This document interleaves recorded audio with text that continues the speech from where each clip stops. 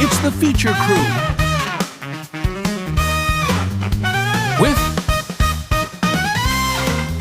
Jacob Braunschweiger, Chris Oslin,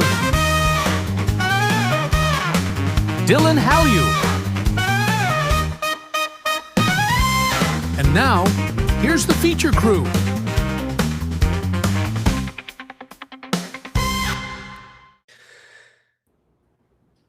Hey everybody, and welcome back to the Feature Crew. We are still learning how to stop the intro screen share. This is week 3 since Riverside changed the way that works. And, next week I promise to get it right. So welcome back, everybody. We've got a interesting week here. A mystery model making the rounds on Twitter and Open Router, etc. The OX Alpha model, Ox Alpha, not sure. Ox Alpha, OX Alpha, something like that. Correct pronunciation there. But we will definitely be giving that model a go today in our live testing section. Also, I was posting about the space game I've been showing on the channel, so maybe we'll pull that up. Maybe we'll test out Sol, the recently announced sort of decrease in price for Sol. It's just an excuse to play around with a great model, so pull that up as well. And before we get to that, we have some news potentially to walk through. Oh, yeah. Well, in news that is very vital to the channel, immensely important,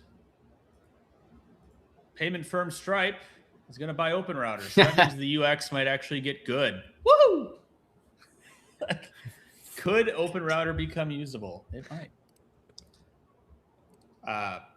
So they're going to buy them out for about $8 billion. I don't know if this article will say it, but I think this is broken up a bit. It's sort of one of Stripe's biggest payments. Makes a lot of sense if they think they're headed towards an agentic economy where they want to be able to collect payments and have this billing around agent to agent, A to A, people say. That kind of world. So makes a lot of sense for Stripe.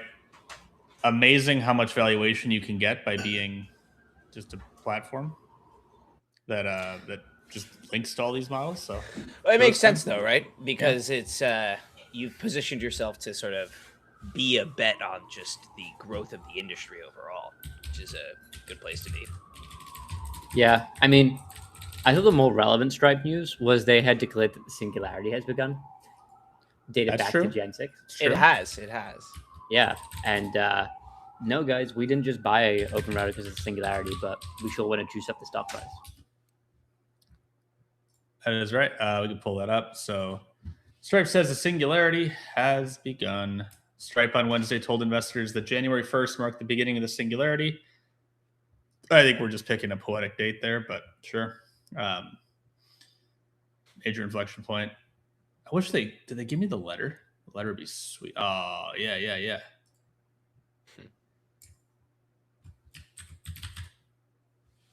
There you go. Fuzzy and perhaps overworked term, but we decided that January 1st marked the beginning of the Singularity, and we have been operating on that basis. The Singularity is often invoked alongside millenarian forecasts, but in our case, we simply saw a large inflection in long-run trends, and we decided that we ought to take the phase change seriously. So, makes a lot of sense given the acquisition. We'll actually be using Open Router today because that is the best way to try this mystery model. But right, because that was the one. Stripe was the one who had published the data, late last year about new firm. They mentioned it here about the new firm creation and about it was speed to $1 million ARR, stuff like that. That they were seeing significant trends in, and I think one of the Collisons published some report on that. So interesting. It's interesting to see them bring that up again and the sort of reasoning behind why they made the acquisition. There's another weird acquisition that happened. I don't know if you guys have been tracking Poolside AI or not, but Poolside, yeah. I'm actually I'm excited to announce LazyRiver.ai. Waterslide. Dude, LazyRiver.ai might actually be a sick AI name. I'm into it. I'm fully ready for it. How about Waterslide.fun? Waterslide.fun. There you go. Also, while Chris is pulling that up, in chat, we've got Lepak. I don't know if I'm pronouncing that right. Says, made it in time finally. Welcome. Glad you made it. And John Doe Welcome. is, as always, reporting for duty, lads. Welcome back, John Doe. One of the most loyal in the game. We appreciate you. So this perhaps is the most loyal. Perhaps the most. So for some background, Poolside AI was founded by this guy. Is on the board of Bridgewater. He's the ex-CTO of GitHub, kind of in that world. And they made this company, which is more about building. It's a little more framed as your own sort of AI world for the enterprise. Oh boy, we're going to crash. Nope, we're not. Sweet. Oh wow, they redid this website entirely. So they were talking. They have this like on-prem, on-device sort of model thing. They released a minor one, Laguna, extra small and small. So they have models. Let's see how they pitch themselves. Yeah, what's their like mission statement?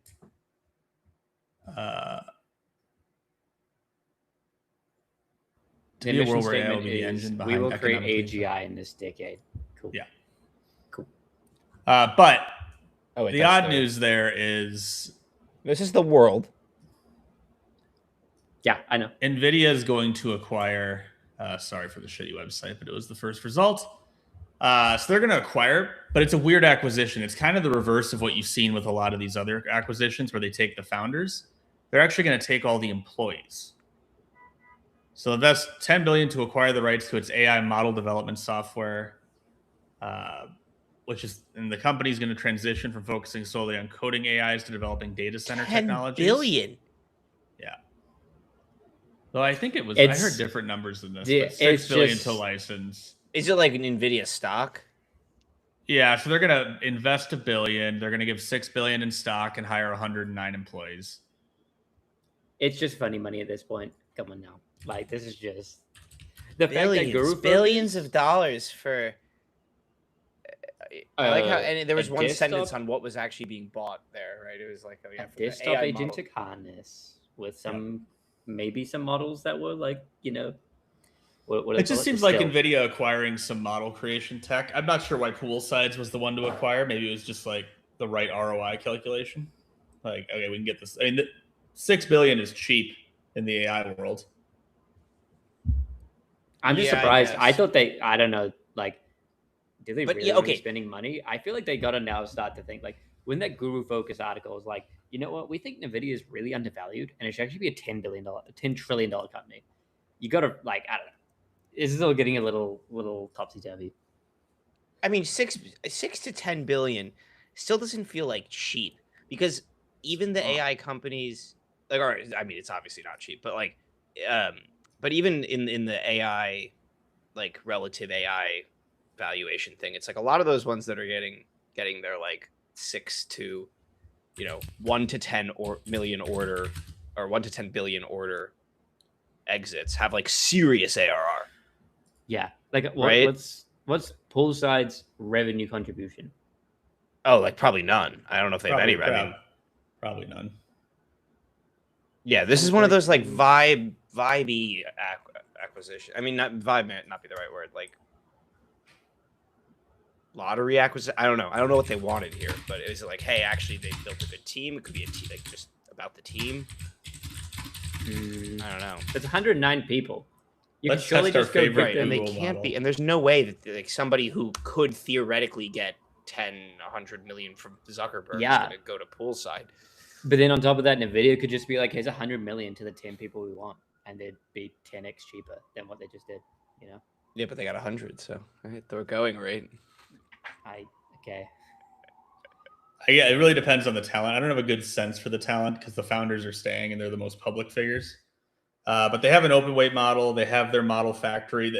It seems like the acquisition was all about the model factory, which they claim is this proprietary infrastructure. How real is it? I don't know.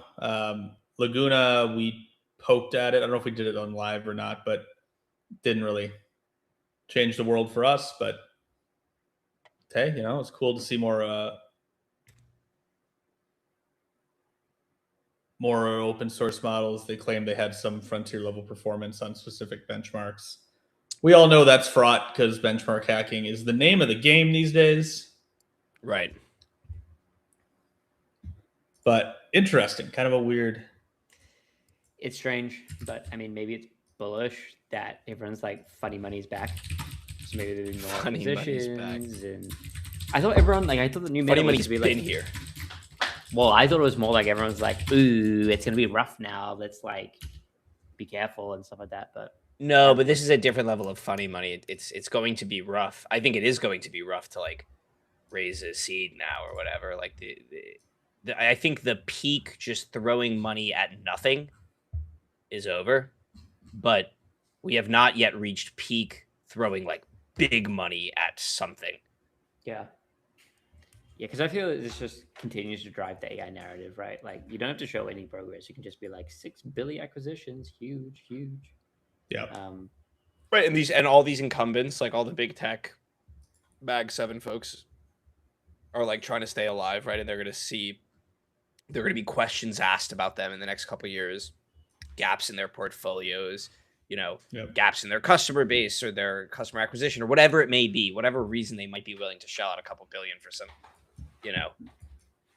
I don't know. I mean, then again, the original Microsoft investment in the original $1 billion Microsoft investment in OpenAI had Bill Gates, like not heated, maybe that's not the right word, but like, I mean, $1 billion is a lot of money.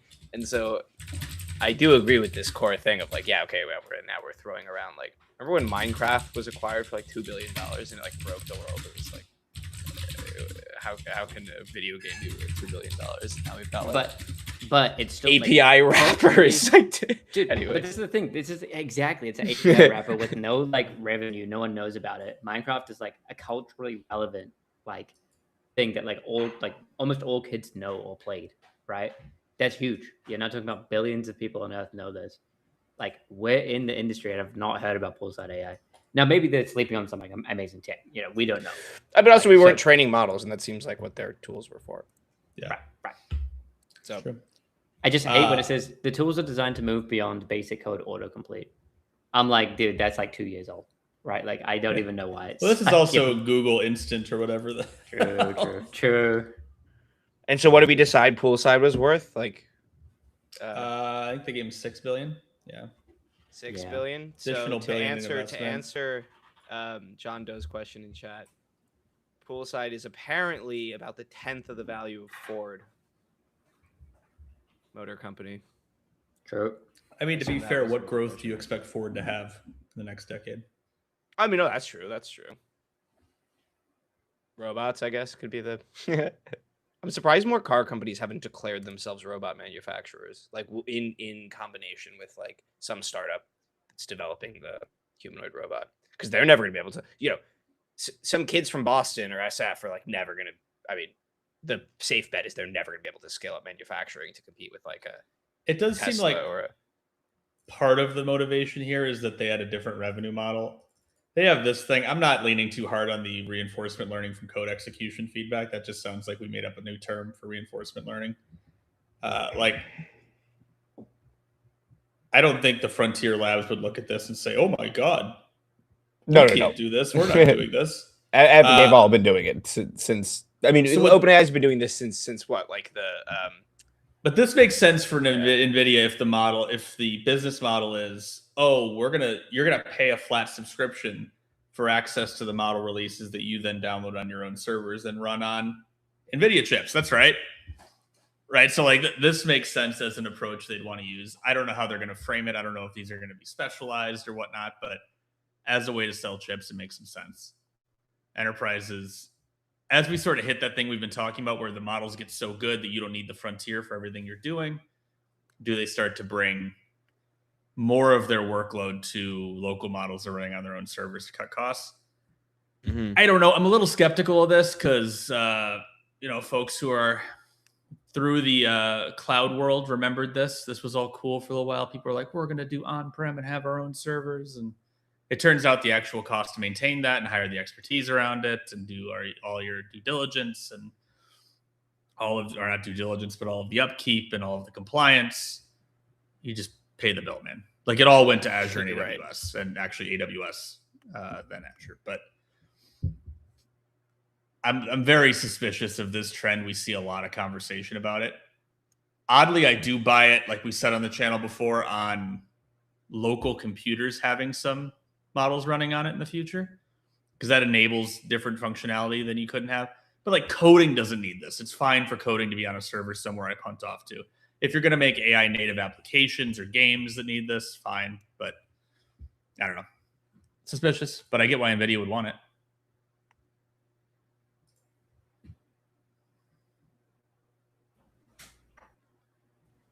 Hell yeah.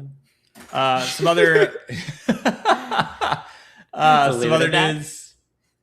Well, I guess we can take a break and run through some chat. Let's Yeah. In here. Gradius is back. Says, "Sup, boys? Welcome back." Hey. Der Straber is here. Says, "What's up?"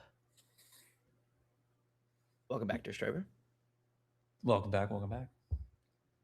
I don't know if you don't have faith in industrial juggernaut Ford. You know, this channel is an exercise of me collecting names of companies that won't let me apply to work for them anymore. And I think Ford just made the list. You know, Meta was up there. John Doe also says, "You don't have faith in industrial juggernaut Ford?" three question marks. Famously well-run company, Ford. I mean, what am I talking about? Right. And then Lapog says, though, when you acquire, this is a good point. When you acquire something, you're not necessarily buying it for growth or revenue specifically.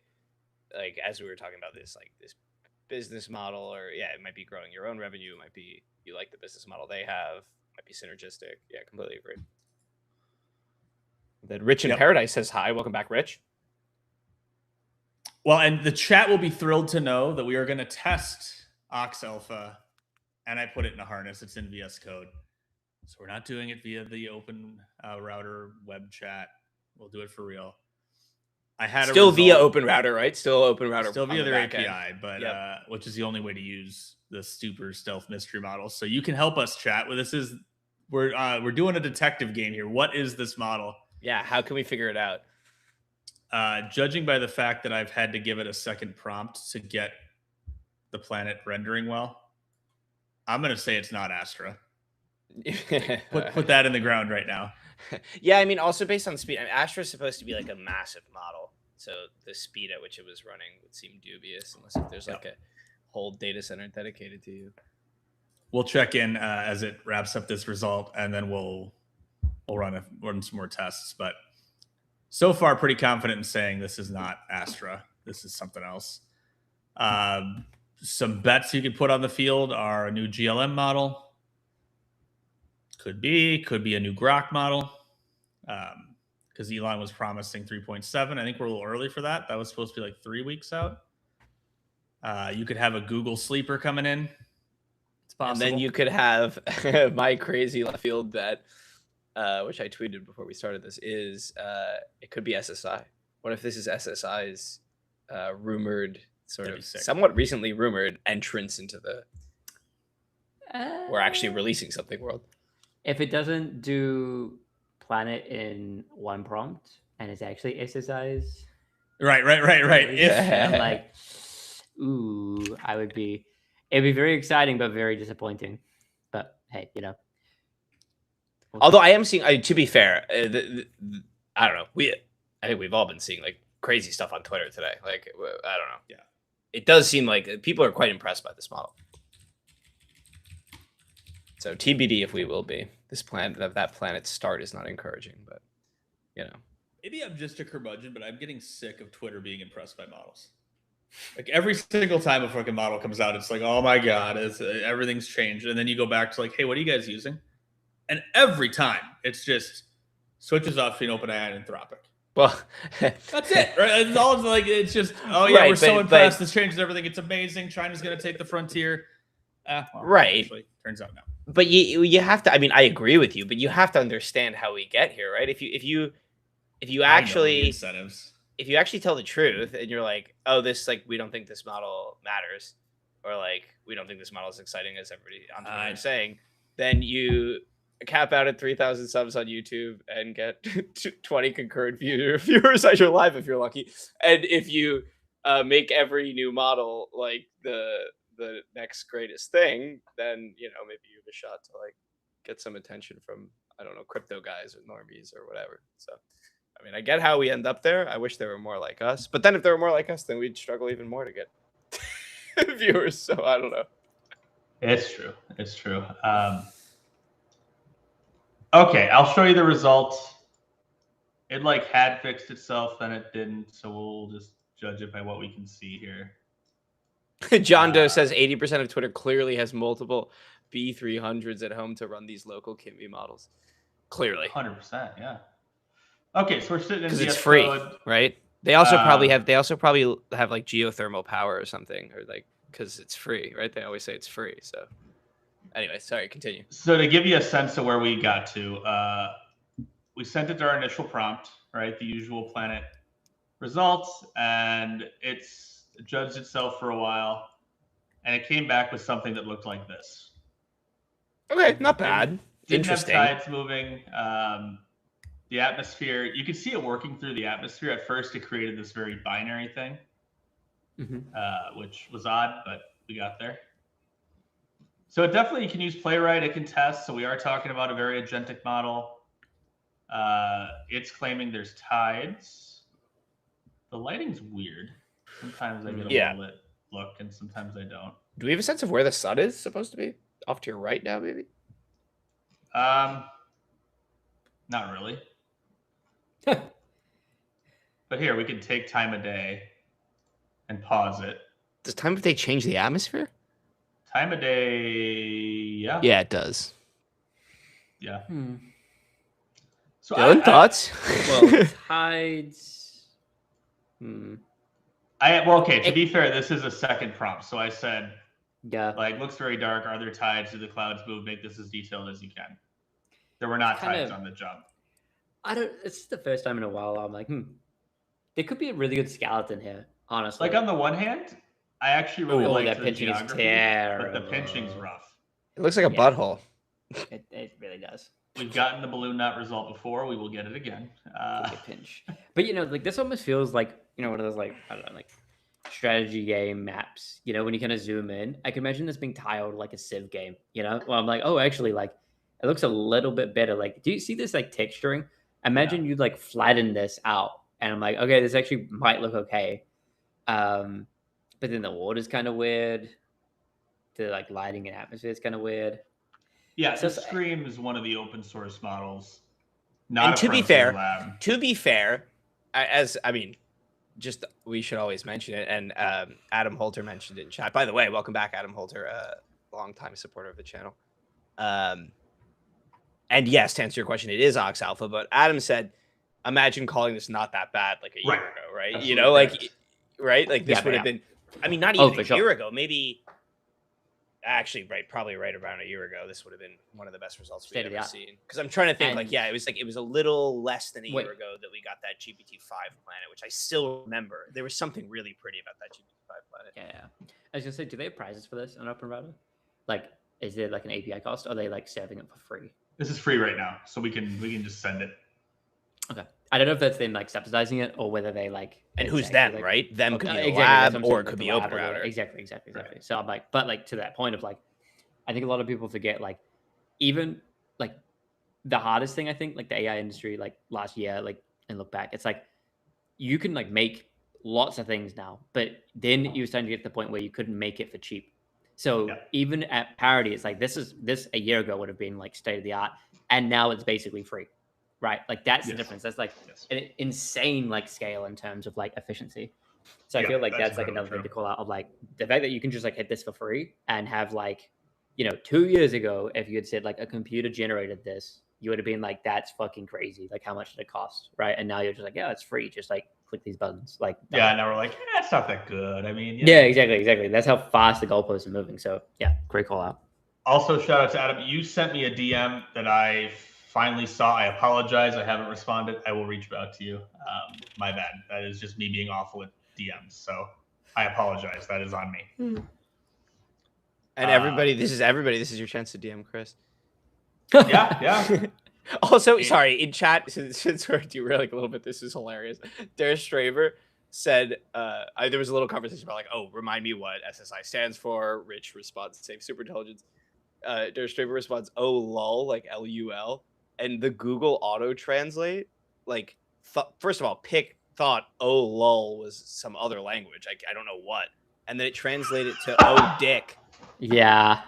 That's hilarious. I was about to say, like, why did Disturber's initial comment "was up" get translated to "woo's up"? Do you guys see that as well? Like the first comment, he got like, I don't know why is that like chat like trolling Disturber for no reason. I mean, it could. There's a chance that the German name, because we had, I think, if I remember back, Der Straber is not actually German, but speaks German, or like spent some time in Germany, something like that. So I wonder if it's picking up the name and like and getting language confused. But I have no idea what in German. Like, as far as I know, "lol" in German does not mean dick. But I guess my German, I don't know how to say dick in German. So. Yeah, okay, Adam tried it. No translation on Adam's lol. Asking the deep Der Straber's feeling the AGI. Quick Google. Apparently, it's Dutch. LUL is a vulgar slang word for penis. Oh, okay, so it could be. Okay, the name theory checks out. Okay. Yeah. Dutch is similar enough that I think the weights could cross. Right. Der Straber took German in high school. Yes. That's what it was. Interesting. Okay. He's not seeing that on mobile. You're missing out. On the well, should we give this one another like rip? Should we just go straight like challenge mode? You want to let's go challenge mode. I think like let's see what it can do. Because like it's weird. I'm like it really could have. Do we have a default challenge mode prompt, or we just retype it every time? Probably just retype it for this. I think we just retype it. There might be like there was like another one. Bad. And then we could also do the asteroid collision if we wanted to do that as well. Ooh, I like the asteroid collision. Yeah, should we try that? Chat, do we want to explore the world in first person or asteroid collision? This is the decision. Chris is going to use his dad abilities to like influence one. You're like, no, I won't be disappointed if you choose the first one. But do you want to go to Thai food or burgers? Or better yet. No. The one I've used before is do you want to go now or in 5 minutes? Right? It's like a choice, but there's no real difference. Both? Right, so it's like, do you want to go get pizza now or in 5 minutes? Right? Yeah. They can't choose burgers. Pizza's already been decided, but they still have a choice. You have a future in PM.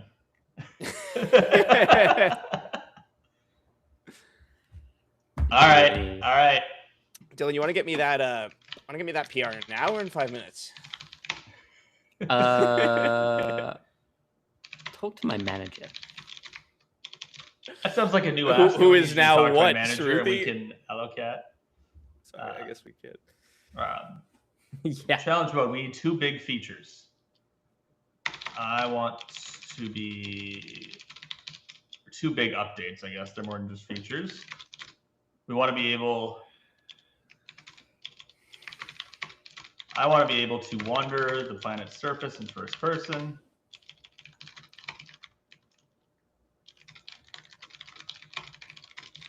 Collect resources. Have Call of Duty style controls. Shoot things, build things. And second feature, a giant button or a few controls. What do we want to say? Do you want to be able to control the size of the asteroid? Yeah. Oh, we got boths in the chat. That's what we're doing. Oh, we are doing both. Okay. Good.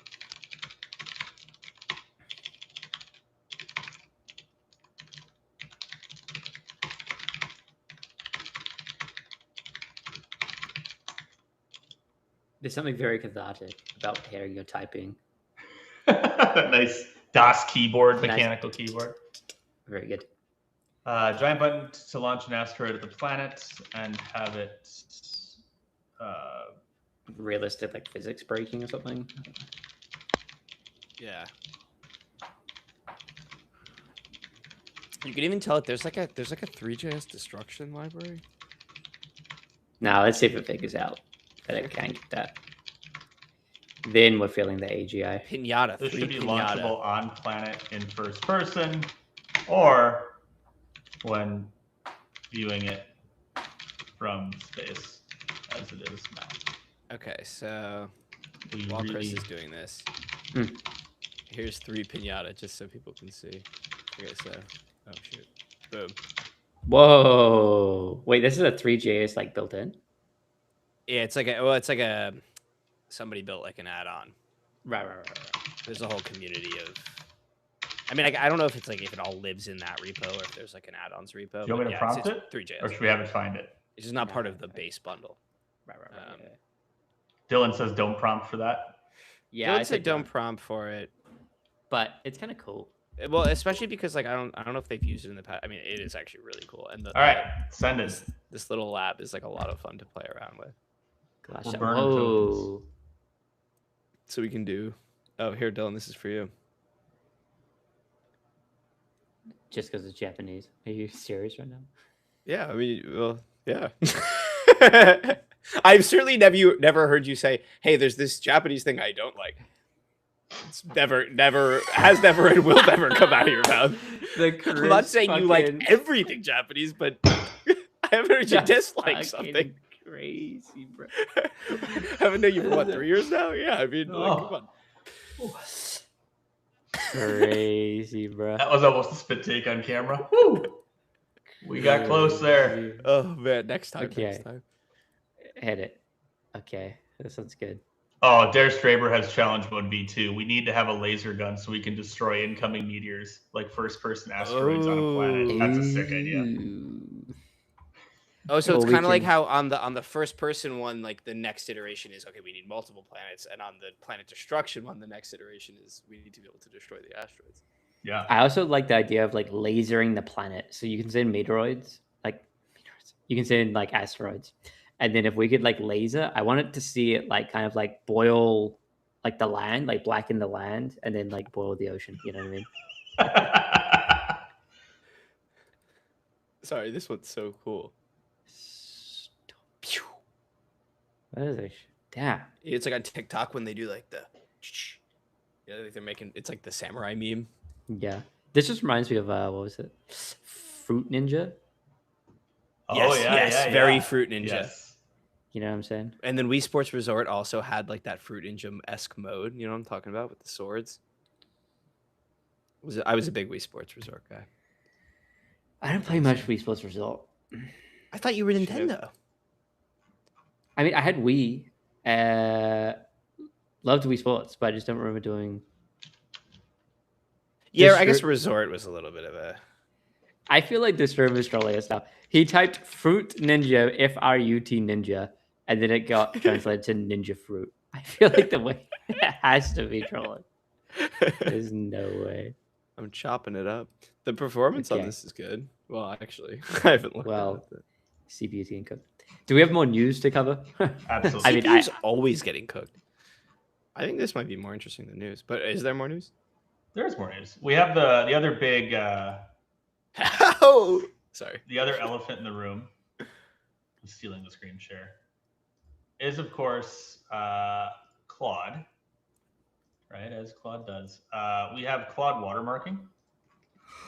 Oh yeah, content project. So Claude's text watermarking, how it works. They sent a big explainer. Yeah, this is the as I understand it, this actually works at generation time, right? So they're tweaking the randomness in a predictable way. Not randomness, but they're tweaking the probabilities in a predictable way. Yeah. Which is interesting. So this means like copy and paste wouldn't save you. People are already writing things to try to beat Pangram or some of these AI detection services. Yeah. I think what's fascinating to me is they're sort of implicitly here saying that, and it's probably the right call for them, that they don't care about creative writing. Because if you look at what happens when it's watermarked, it does substantively change the sentence. Yeah, for sure. I think it's more a case that like it will be interesting in a legislature perspective. Like they kind of have to say like the synth idea is exactly it. basically they have to show like what the math is, right? Yeah. And then you can, I don't know what's going to happen of like, hey, like we have to allow like models to be like SynthID compliant or rather like implement SynthID. So it can be EU AI compliant. But then maybe do they say like, hey, like you can also like rip this off if you're going to be like a creative, but you just can't do that in the EU.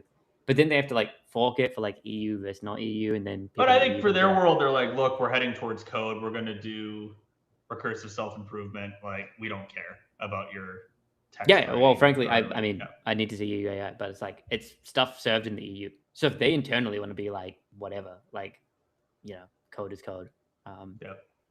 And so their evidence for this not affecting is kind of dumb, right? Like it's Google DeepMind tests the impact on serving models that use watermarks to a portion of their Gemini traffic and didn't notice a thumbs up, thumbs down rating. Right, sure, right. Because most of the things you're asking out of these models are not going to be things where you really care about word choice. I'm actually for this. I don't really care that you can't use the frontier models to write slop novels and put them up on Amazon. I just think theoretically the slop is going to be more deterministic, right? Which is then it's fine. Like the slop will change, and if you have like 10 different models in circulation, you have 10 different kinds of slop, and you can combine those. And stuff but you don't have 10, right? Like the slop will be. It'll be fascinating because you could use code 4.6, 7, 8. Like, you could use all the different ones, and they might have like. Sure, but this will be an interesting outcome of. Do these watermarks show up in open source models? Because then you'll know they distilled.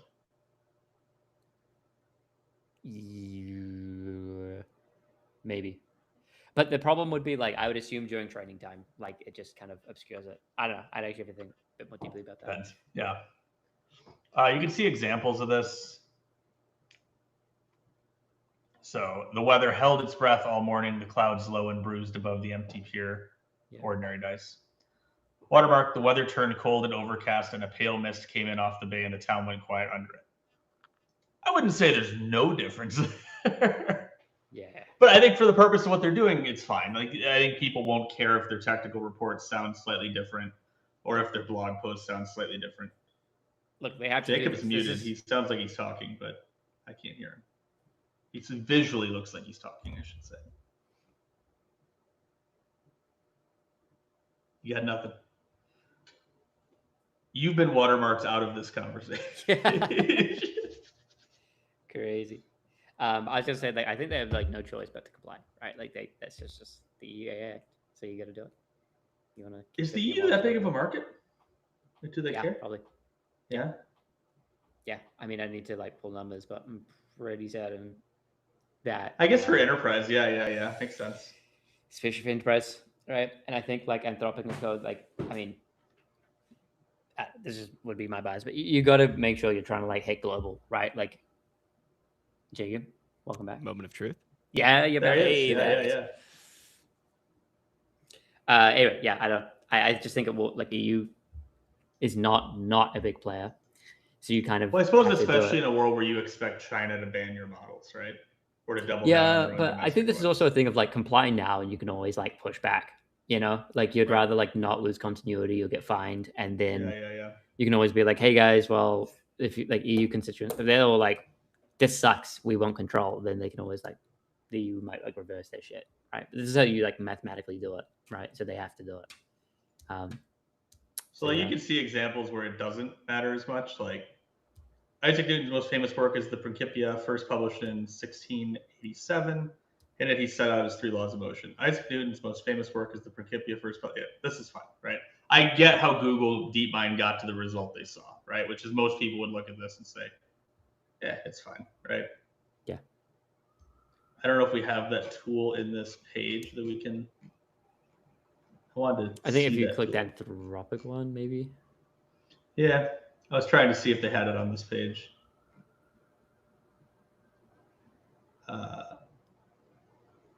They're going to add the watermark backwards to older models, so all the models will have this from Anthropic. Yeah. Now, something I don't know is whether or not this OpenAI has agreed to do the same. I assume so. It just seems like a thing that would happen, but I have no confirmation of that. Yeah, I haven't seen any blog posts. Anyway, it's interesting. Interesting stuff. Cool. Like I appreciate it as the token decel. I'm like, hey, cool. Right. Jack keeps saying, "Yeah, you are the D-cell."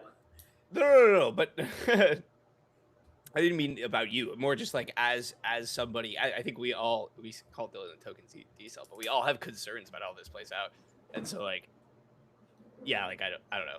Different solutions warranted, and we'll figure it out. My main question is, what do they actually want to use? Like, what is the actual motivation here?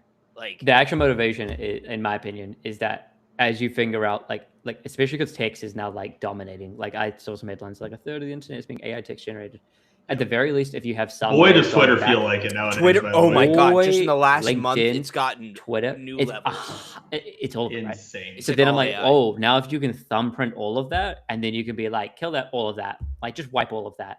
Like at least you now can do that, right? Like I think this is more like if you put in like fingerprinting now, when because like the amount of adoption is high, but it's not like that high. You know, like people are still kicking the tires, and it's not like replacing all their like work and stuff. Yeah, but you have the scaling thing of like one person can use their API to make 500 accounts, right? 100%. So I think now is the time, like I think correctly, that you should be putting the thumbprint, because then we're going to be like, oh shit, if you go another year or two without this, like on text, you're going to be like, everything is slop, and now it's going to be a difficult problem to like undo that, to realize what was slop and what wasn't. Where it could be much easier to be like, pass this essentially algorithm over.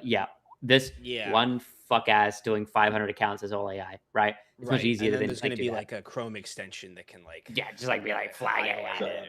Right. So at least you have that as an option. If you don't have this at all, right, you don't have the option. And like images, same thing. It's pretty easy to like watermark that. The text was like a much harder. Oh god, GPT image 2 is awful at that sometimes. Like but it's fine. So like images, you get like that was I think the more easier thing is because like we are like having boomers see like some like random shit via image is like very likely to sway opinions. So like that made sense. But this is like text. I think people are like, oh, whatever, it's just text. Words can't hurt me. But I think over time, it's more, I think about the like, when the internet is fully AI slop, then you're like, oh shit. I think the providers now doing self-play, and they learn not to just like take that slop in to make it more slop. But for humans, we're going to want to be able to like cut through that to be like, please, like Twitter, LinkedIn, all that, dude. I'm just like, it's all the same. It's kind of like the same as like corporate writing. It just does seem like the same. There's going to be that anyway. It does seem like it's just going to take over the internet. Yeah. I'm actually really surprised you haven't seen one of the providers, one of the major social media platforms have a verified humans only feed. Like, because they can do it, right? They already, to get verified on most of these platforms, you have to show an ID. Elon changed that a bit with like, you can buy a subscription and you don't have to be as verified. But it's true. I guess I know it's worse for traffic. Like the dark secret here is that people do prefer slop mixed into their feed. It's just true, right? At scale, not every individual, all of that. But if you just take the bucket of people on your platform, you will get higher engagement when there's slop in the feed versus not. So fine, I never expect the main feed to be that. But I'm really surprised there hasn't been like a verified people button. Like they did it for comments, right? Like that was the closest. At scale, people prefer slop. Yeah. Not even like in mixed in. It's like at scale, I think it's just like slop is preferred. Which hot take. Yeah. I mean, there's a ratio, but yeah. I feel like this is kind of thing where it's preferred until it does like harm, in the sense that you're just like, I don't know, like there must be some other kind of like relationship like this where it's like you do so much and then you're like, this is all just terrible, I disengage. You know what I'm saying? Yeah. So there's that weird blend where people get so like it's now at this point where like you guys might like consume on Twitter, and now you're probably getting to the point where like it's just slop, and you've gone so deep into the slop that you're like, I would just like find something else. Whereas like it was peak engagement up until a point, and once you cross that threshold, I feel like it's just like, buyer's remorse. You're just like, I don't want this anymore, and you just go to something else. So I feel like there's gonna be that balance where they have. Last night I watched a handful of movie clips of various movies where cheating occurs, with the same music over in the background. And you think I'm kidding? I'm not even kidding. Like I found myself on like Twitter? The 6th video, and I was like, I was like, what the hell just happened? Like the first video was like something interesting about AI, and then the next one was like slop movie. Like real movie, but just like shit movie that nobody ever watched, with like, again, this like, that I'm not gonna hum it. This is like the Sinclair Broadcasting video. You ever seen that, where it shows all of these local news programs and they all say the same script? like dozens No, of them. oh, yeah. And then it Like zooms out and there's they more and grid it more. out. Yeah. Something, it's a danger to our democracy. Something. Yeah. Well, I think it's interesting, and I do think like a lot of people are like, oh no, don't like watermark our shit. I think it's fine. Like it's just math, right? Like it's just. Well, yeah, I think it's the problem would There's be like Straber's if with you in the if chat. He says, or no, Rich in Paradise says the same thing. We get a different response from generation to generation anyway. All they're doing is making the randomness more predictable so it can be detected. Big fuss over nothing. Yeah, I think so. I mean, I get that people don't want their shit to be watermarks, but I'm like, hey, well, it just like, does seem like it is limiting the total order of responses that can come out of this thing. And I just think like you can always like reverse it, right? Like these models are still math, so all you're doing is like by default for like these models add this, and you can always reverse that later. You know what I mean? Yeah, I think the interesting thing is if you change like one character, it seems like it would potentially screw up the. I think what they will probably claim is that I think there's some degree of like P95, right? Like you can, if you change all the words, of course, like you wipe the thumbprinting, but if you change maybe 2 words out of 1,000, you still have enough signal. Do you get what I'm saying? Like I see what you're saying, like, but it's like, but it depends on like how much is the like how like what is the I don't know any word better than like order of the pattern, right? Like how many tokens do you need to be able to recognize the pattern in a row? We should just read the synth ID paper and actually understand this. Yeah. I mean, not to go full like ASI on everybody, but isn't this just kind of cope? Like, yeah, 100%. This is what I was trying. This is what I was trying to say when I said, "Oh, it's gonna take over the internet." Anyway, like this is just something you show regulators to like appease them while you make the super intelligence, and then by the time you do, there's no human system you could make to. Oh, and I have an even more cynical view to offer, which is like, not only is this to like appease people in the meantime, but it's to like set up infrastructure for like we have some form of controller claim over over your outputs from our model. Oh, I like that one. That's fun. So that's what I was trying to say when I was saying that the motivation, right? Like if the motivation is like, oh, we want Twitter to not be AI slop. Like I really don't think that's the motivation. Like no. And so the next order of motivation would be EU AI. Exactly. So the next motivation would be like appease regulators, but then this further. Anthropic is probably like, we'll do this work because this work, and this is detracting from, getting recursive superintelligence. If to your point, there is some other secondary reason that it's not just we don't immediately get fined.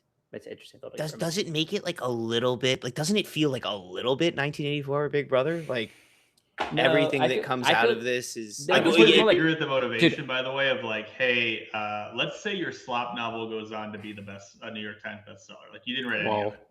You had it generated, right? Yeah. And it makes $10 million. It'd be crazy for a book, but whatever. Let's go with it. And they can prove it. I think Jacob's got a point. Right? There's a claim of like, hey, we deserve some payment here. And if Anthropic ends up in a position in a year or two where they're curing cancer and then whatever, your book doesn't matter. But if they end up in a position where the hyperscalers are destroying their margins and they don't know how to stay alive as a company and they're not exploiting the frontier correctly, then it's like, it does seem like the kind of escape hatches. Everything with synth ID in the world is suddenly eligible for us to claim. And this is how we stay afloat. I don't know. I mean, it's just, I'm not saying that's the motivation or even possible. Yeah, maybe it does feel more something like to consider. It just does feel like them to be like, yeah, actually, it's just like, yeah, I don't know. I think this is more like, I don't think it's Big Brother in the sense that like, I think Big Brother is more like we install a daemon on every machine and every time you do something, like then we track it. This feels more like Brave New World where they limit so that you can only be in your like, they could like probably like SFT it so everyone's generating what they think is like genius and or like monkeys, like, oh yeah, we're so good. And then they actually have the real super intelligence. You know what I'm saying?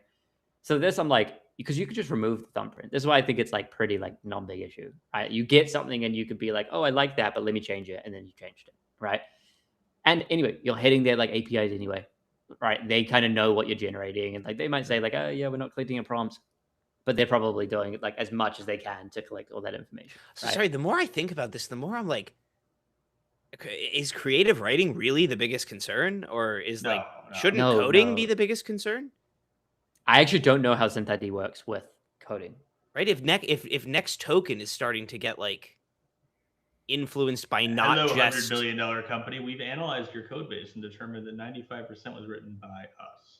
Oh yeah, but I even mean before that. I even mean before, so forget about the claiming your code thing. That's a whole nother question. But like even before that, just okay, we are in the interest of having everything that comes out of this model be identifiable, making a trade-off with next token prediction where like, oh yeah, it uses a slightly different word in this prose. Okay, that could matter to a creative writer. And also, as we were looking at the the DeepMind research, like, oh, yeah, maybe most users would see this as the same response. But if you're like trying to get a coding agent to solve a problem, and now the probability of the next token is influenced not just by like what is the correct next token, but also like what is going to make this identifiable in the future.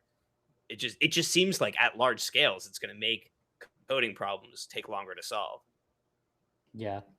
I don't know. It's just, I'm sorry. I'm thinking through this in real time here. Tangent, yeah, me too. And then on this tangent, I'm like, dude, imagine when if or when the laws change to say the things generated by AI, like there is some claim that the company who generated it have to like that asset, which is not unreasonable in a certain sense, right? Like, but then like, what is this? I don't know, dude. That just becomes whack. Imagine everyone's like addicted to using AI, and then they're like, yeah, actually, whoever generated that like has a claim to it, right? This is going to start happening when there's like really big discoveries. We're going to have these like legal arguments, right? Mm-hmm. Like if Opus or Claude or OpenAI really like someone using their shit solves cancer or something like incredible, the lawyers are going to be like clamoring to like be like, we need a piece of that. You used our hardware. You think they are Anthropic? No, I think they have to do it beforehand. Like if somebody were to cure cancer today, I don't think they could go with a fight for it. Yeah, but I do think that we are going to see a dumb question there is move towards this. Like a dumb question there is if you prompt a book right now, the book's public domain. If you prompt an image or video, it's public domain, right? You can wait, is that protected? Like this? No. Also, Chris, this still hasn't been. You're talking about this like it's final. It hasn't been sorted. The publishers don't want to touch it because it's a gray area. But this isn't like. But Hollywood too, right? Like, they've seen this as like you could tweak parts of a scene, but if you fully generate a scene, right? Okay, yeah. But we just started with it. Yeah. I mean, like yes, it's the clear reading of the interpretation is that if there's no human involvement at all, like just a top level prompt and then they walk away and then you sell the final output, that is public domain. Right. But what actually constitutes human input, like changing a character or changing big question mark. Who knows? To be figured out. I agree. My question is, does that apply to code? I actually don't know the law around code. I assume most code is like non-copyrightable anyway, right? You can copyright a system. No, design, code is. You can copyright. Code can be copyright. Like code is hella copyrightable, but it's often not enforced and often not claimed. And there's a lot of copyleft licenses, which confuse things as well. What does that mean? And it's weird. Copyleft is like if you use that, it also becomes copyleft. Right? So there's like certain open source things that to protect themselves being open source. Like I think this is how it works. Like if you use it, then you have to also open source your thing. Oh yeah, there's a specific license for this. I forget what it's called. Yeah. But I think it's called copyleft. So the whole thing is supposed to be like never use open. Like there was that initial early thing of like don't use open source because we're worried all that shit that uses open source is gonna become open source or whatever. Source. Yeah. But then that similar thing, could that happen with AI? I still think no, because then they're gonna have the legal argument of like, yeah, but you trained on everything. So you trained on copyright, and now you want to claim that your stuff is now making right. Totally. How does that work? So anyway, I don't think it's gonna happen. It's more like all of these things we start to spin off to be like, holy shit! Like all these pieces on the board and how they fall will be like, the multi-trillion-dollar question, right? Right. Anyway, I need to go soon. Do we have a result back for the planet? Should we like? It failed on its final to do, so we're rerunning the final to do, but we're almost there. How long you got? I got another 5. All right, well, see what happens. Other news we got, Etch double devaluation, which it's only interesting because they're Jane Street backed, but they're supposedly going to make their own chips. Inference systems designed to make models faster and cheaper to run. I just always have trouble with all of these chip startups because I'm like, even if you made a great design, right? Even if you're like, I made this baller design, everything's amazing, I'm incredible. Okay, cool. Do you have a fab though? If you don't have a fab, it doesn't matter, right? Yeah, I don't know. Again, this and comes all back the to fab funny. space is bought out, right? Like you're not going to Yeah. get in front of TSMC's line, right? NVIDIA owns like most of it, and then Apple owns a big chunk of it, and then you're Like, somewhere I back think, there. To your point, I think this comes back to like atoms are hard to move, right? So when you're like, I have done one chip, I'm like, okay. Like Well, this is my the same TPU problem, right? Google Yeah, can't yeah, make yeah. enough TPUs to matter, Yeah. right? That's the actual reality. They're not making chips. They don't have a fab. Yeah. And fabs take many, many years, like it's not like this is like poolside. I'm always like, bro, like no rev, like what is going on? And then to your point of this, it's like, I understand where the like hype is, but like it's to go from, concept or like starting to scale to like giga scale, so far behind. And if we're like, yeah, we're making AGI in the next like decade or whatever, like that's not a lot of time to get like your fab up and running and profitable. Because it like, who knows what happens at that point, right? Like the whole like, Right. oh, the robot's gonna build all the shit and all that, and it's like, will that be your company? Will it really? I mean, I wouldn't don't bet know. against Elon's Terafab. I'm sure they'll actually get that sucker built, but it's hard to believe they'd hit the TSMC scale, right? Yeah, who knows? Jacob, you're on Jacob's again. muted again. Riverside is waging war against Jacob today. But yeah, I don't know. I feel the same way about TPU, where Twitter likes to debate TPUs every few days. And you're like, so what? Even if the TPU is better to work with, who cares? You can't get the scale, right? You're not going to get enough chips out there to make a difference. NVIDIA's running the show. Yeah. And yes, I think Anthropic it's are good doing that there's much like more of a other. mix. Yeah, I was just, it's good that there's like startups in this space. I'm always like, oh, funny money, but like competition should be good theoretically, right? So that's good. But like it sometimes And look, good like, for the company, right? If you make a better chip design that's net different than NVIDIA or someone else, they'll make tons of money. So I get why they do it. Yeah, Jacob, I'm good. Yeah, you're good. Good. I put that tester cough out to see if anybody could hear it. Yeah, we did. Yeah, cool. And then like, look at the scale here, right? The scale is their first rack is getting delivered to Jane Street. They have $1 billion in customer contracts. That's it. Like $1 billion would be amazing back in the day, but $1 billion on compute right now is baby money. Yeah, that's true. I mean, what? Also, just looking through chat, John Doe says, "Did you guys touch on the Cerberus E4 thing?" We did not. We did not. Do we have it? I was going to touch on the GitHub stuff. Yeah. GitHub public-facing stuff. So they had a big outage, right? And what's interesting about the outage is not the outage itself, but speaking of code getting generated. What caused the outage? Yeah. The scale you're talking here. Yeah, and just to be clear, sorry, like there's an important thing here where people are always talking about like, oh, who's gonna like make the GitHub killer or whatever. They won't. GitHub's infrastructure moat was considered unkillable at the left side of this chart, let alone the right side. You see what I'm saying? Yes. Like if in 2023 you said, I'm going to try to kill GitHub, people would say, you're insane. Now, it doesn't mean it wasn't like possible to build a business in that space, but were you going to become a larger code hosting? No, right? Like, no. I mean, this scale is unbelievable. They doubled in a year. Doubled, right? I mean, I think someone doubled at already unfathomable scale. Yeah. I think that the post was it's a PR a millisecond. Is one way you can think about it. Right. Dude. But this is the thing. Then like, oh, GitHub, $10 billion business. I'm like, how? Like, how? Like, I don't know how much actually it's worth. But that's what I'm saying. Well, like, Microsoft it's nothing. I mean, but Dylan, it's nothing like it's nothing like poolside. Yeah, you can't hold a candle. I'm just like, what are we? Or a noodle? I guess. That's a great point. Yeah. Doing here, guys? Like, this runs the internet, right? Like, if GitHub blew up overnight, like, what infra could actually replace this? For real? I don't know. This is like insane. Oh like, no, you're not replacing it quickly. GitLab. Or what's it called? Like the other ones? The charts just keep going too, right? They had their breakdown of some of the things that have happened. But you're like, okay, there's the one we showed. repos per month, commits per month, merge pull requests per month, or merge pull requests per month. Just actions too. Oh yeah, that's Like, huge. Oh, but this is actually this is 115.4 million. This is a huge for the GitHub business, though. I mean, it depends on exactly which repositories it's on, but actions are they're marked up. They're big markup. Like the profit margins on actions are huge. Yeah. So I'm curious to see what % of those are paid actions.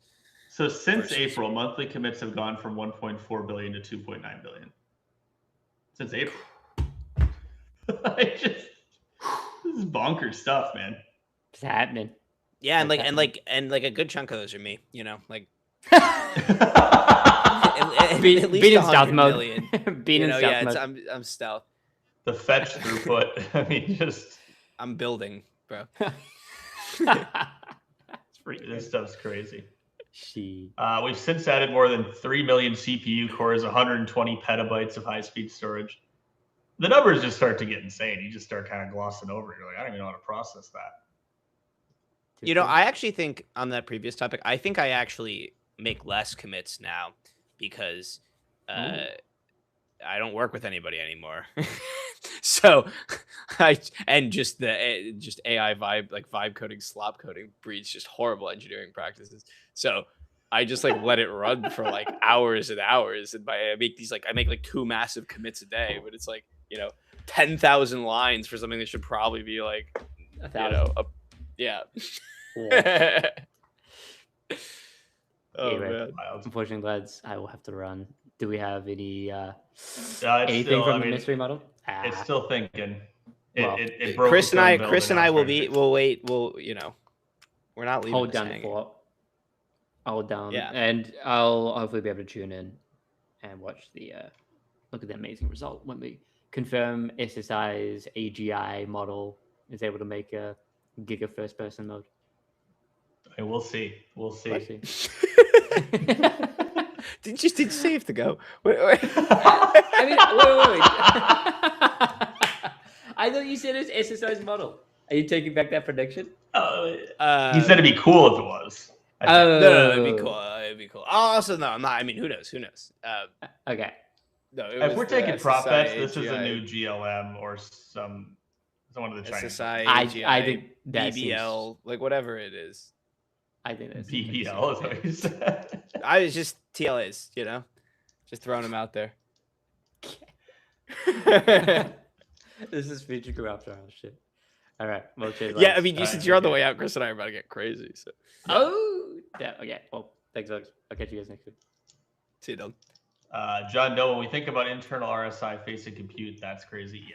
Yeah, for sure. It's all nuts. The scale of it all is insane. All right, Dylan left chat. Should I get another beer? What do we think? Send it. How long has it been working on this last turn here?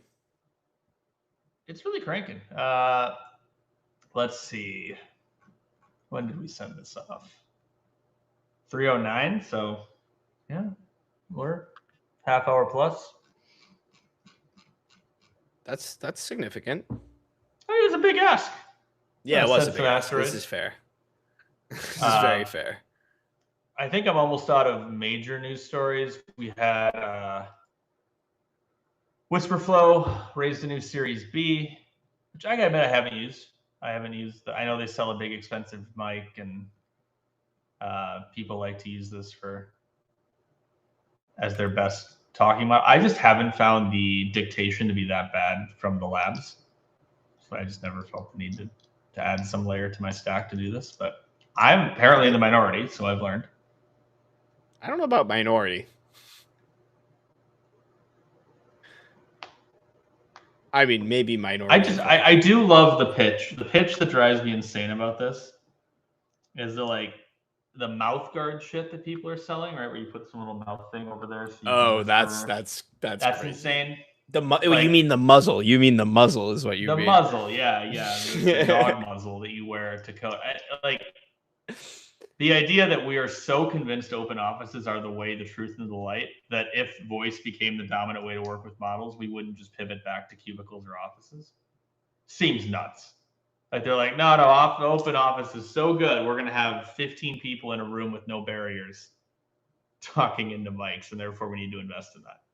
It just seems wild to me. I don't buy it. Like, I do like talking to models. It's one of my favorite ways to prompt. I'm down for it. I don't do it on the stream because it'd be kind of annoying, but we could do it. R Series B and what it means for you. What an interesting title. $280 million for a microphone. No, it's a model. They have a dictation model, right? They're making their own.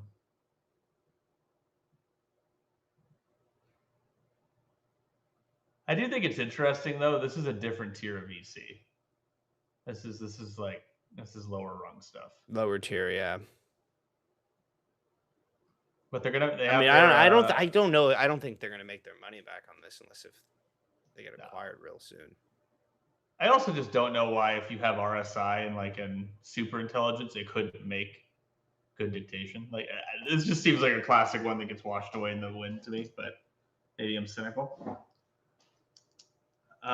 This one I didn't know. I could preview that. I think this is really, it's got to be a bet on an acquisition. Like yeah. Especially once you're saying actually our moat isn't the hardware. Our moat is we're going to build a new moat with a model that, any model based. Oh man, I should have let into this. I should have let in this. We talked about GitHub. Oh, because we talked about they GitHub. announced the competitor, right? So Cursor, now part of SpaceX, has code hosting.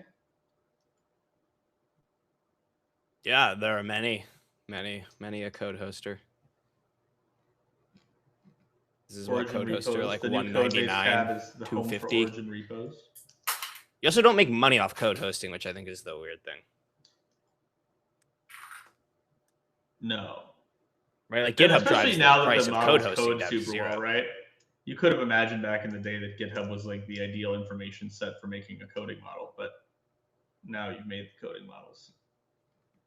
Right, well, and also GitHub was also like public. And also, can I just say the designer in me here, right? If you want to fight GitHub, right? The number one thing you should do is fix the fucking nomenclature. Because the big opportunity as agents become a dominant thing in your workforce is to expand the footprint of a GitHub competitor away from just code. Like, if you can get normies to understand your terminology well enough to use this for documents or things they want to do in their day-to-day, you would have a legitimate edge, and that would really matter. And people have tried this, right? There's been companies that started and tried to pull this off. Design had one for a while. But there's also the whole no-code thing. Yeah, if you wanted to innovate, the way to beat GitHub is not to be GitHub, but with a different name. It's to figure out a nomenclature and a system that's usable by a wider user base. What I would say is that almost feels like fighting the wrong battle. Like, we're already at the point of that entire nomenclature and system getting abstracted away, and it's the agent is the only thing that ever deals with it, as opposed to the user. So I don't know, but this layers where you want to walk back a version, you want to have right, but the agent will do it, right? So the human will just say in plain English, right? Bring me back. No. Like, you're still gonna want to be able to walk it back. Right, you're still going to want to be able to say like, oh no, that's screwed up. Let's do the old one, right? You're still going to want to say, like, we see this user need from people where they want to modify some document at work, but everything's set up to land in real time. If you go to Google Docs and have an agent modify, it's going to land in real time. What they really want is to modify it locally and then save it and have that save be pushed to the cloud. But we spent this whole transition in the productivity space going to autosave, and so it screws it all up. So you need that idea, even if your agent's doing it. People really want to be able to say. But you also, people aren't going to give up autosave, right? Like, people aren't going to, we're not going to go back to I lost my document era, right? Because today you should never lose your document. So really what we're saying is, okay, we need version history. I don't think this is a problem with I don't think there's a UX solution to this problem. Like, I think it would have happened already in the last 20 years if there was one. Like, we have version history and we have like pure diffs. And they're really two treatments on the same underlying data structure. But you still see it all the time, man. Anytime you worked at a big company, people find that system so bad that they end up saving a new version to freeze it in time, right? because they don't have the notion of branches, because they don't have the notion of other versions, because they don't have the notion of hierarchy to it. It's just last in wins. Right, and as soon as you see, I mean, anybody could go, like, there shouldn't be anything brain-breaking about a version history, right? I get it with branches, that's more brain-breaking, but version history? Like, the fact that just, like, Microsoft Word version history is circumvented and underutilized, it's like, all right, so I guess a list of versions is too much for you. It's like, what? It's like, what do you want? The only thing I can think of past that is you just talk to the LLM. Do you know what I mean? So I don't know. I see what you're saying, but I don't even know if it's possible. Like, and that also, like, I don't know. Like at the user interface, like, if we're talking about like an application layer innovation, then you're not actually innovating in the actual like storage. And so the question remains: should that innovation that you're making actually just be on top of GitHub as opposed to like, right? Like, if you are able to with UX solve version management, sure. I think you don't need. I wouldn't comment on what GitHub should do per se, but but certainly the most powerful infrastructure in the world should probably solve this problem, and they haven't yet, right? I just think it's because there's no good solution. I don't think so. There's all sorts of problems in tech where we like, oh, well, it just hasn't been solved yet, and it turns out people just didn't focus on it because ultimately it was fine. Like, the reason it was fine for the most part in white-collar work was people aren't making that many updates, right? If you got 5-10 people jamming on a deck or whatever. But if you have their agents jamming on it, like, suddenly the pressure's on. And maybe you could be cynical but even in the before times, right? Yeah. Like, even in the before times, what we're saying is that a list of these were the edits, and in fact, the state of the art isn't just here's a list of the edits. Here's like a semantically bucketed list of the edits, like by time and sort of who made the edits, and you can restore any of the versions. What we're saying is that that's not a good enough solution. Like, here's just a list. You can restore any of these. And so, like, that's what I'm struggling with, is anything beyond a, like, algorithmically filtered list has to be, like, an intelligent LLM. Do you know what I mean? Like, I don't know if there's a UX solution because we've tried, like, every treatment. And, like, from simple to complicated, and they all don't work for either reason, for some group of people, for some set of reasons. Do you know what I mean? Like, how do you get more intuitive than here are the changes that was made? You can click anyone to bring it back. How do you get more than version history? Yeah. Because the only way I can think of you're right. It does add like, friction. Any solution you can give to that adds friction on. Now I have to understand what branches are or something, right? Like, right. And we can't even get them to understand the list. Right? So the branches seem like a bridge too far. Well, it might be good news for GitHub then, because if your theory is correct, then the answer is that everything gets hosted on GitHub, and GitHub just needs to expand the file formats it can handle. Like, famously, for example, GitHub is never used for game dev, right? You don't use GitHub. Like, any of your AAA game studios do not use GitHub. Because because of binary diffs is why. The binary diffs, the types of files you have wanting to be able to have support for models and videos and VFX files. And you have GitHub LFG. Is it LFG? Large file? LFS, large files, yep. You have that, but it's still never used. Like, if you're going to work on Call of Duty right now, you're using Perforce because it handles... No, because you need something with an answer to... And LFS is not really built for them. No. It's built super generically. It's great that Git has it, but it's... now, for me, in my assetless games, I'm fine with Git, but yes. Yeah. Or you need to be able to have parts of it that you check out and keep up to date, other parts you don't. Oh my God, and I tried to use... I mean... Me and George here tried to use like, I forget what it's called, but Unity has their own like version management thing. Oh God, don't do that. Version control. It was the worst thing I've ever used, along with Unity. Well, Unity's fun because Unity was a mobile games engine that should have never been pushed for bigger games and they try. But that's not even why I don't like it. Like, it's on top of that, the UX is horrible. Like, if they're gonna have that baggage, they should at least make the UX okay. Yes. You know, like the documentation is horrible, the UX is horrible. Yeah, Unity's a tough one. Well, when mobile gaming kind of died, they died. Like the whole mobile gaming space got consumed by a handful of games, right? Like people don't play one-off mobile games anymore at scale. Unfortunately. No. I mean, what saved Unity was like, because Unity didn't die, right? Like in terms of revenue, right? They're fine. Like it seems like what saved them was cozy games. Cozy games, small indie games on PC. Yeah. For a while, it looked like they were going to have a brighter future when both Xbox and PlayStation were pushing more for having these indie games that you would go play ID at Xbox, all that stuff. But really, PC has been the home for that. Like console gamers are less interested in the smaller indie titles. Oh, I mean, yeah, and every time that like State of Play or at the gate, whatever, one of those, I just when I was like the type of gamer that was watching every games event, right? Oh yeah. Whenever they would pull out like the cozy game or like the third person like strategy game, I was like, what is this? Ain't a console game. Like, I'm here for AAA. I understand I get it. If folks are curious where we're at, this is still cranking away. Might be one of the longest running prompts. You can see we are just. So it started a new to do. I think there's some weird quirk in Visual Studio where it doesn't like it to do over 7 because it loaded a second 7-point to do list. We have our planet. I did see a big asteroid explosion, which was cool. So you can go send the asteroid, and it takes a surprising amount of time to get there. But it does blow up the world. So that's cool. But it's still thinking. It needs to add its planet destruction sequence and shooting and resource building. It's impressive that it's still going. Yeah.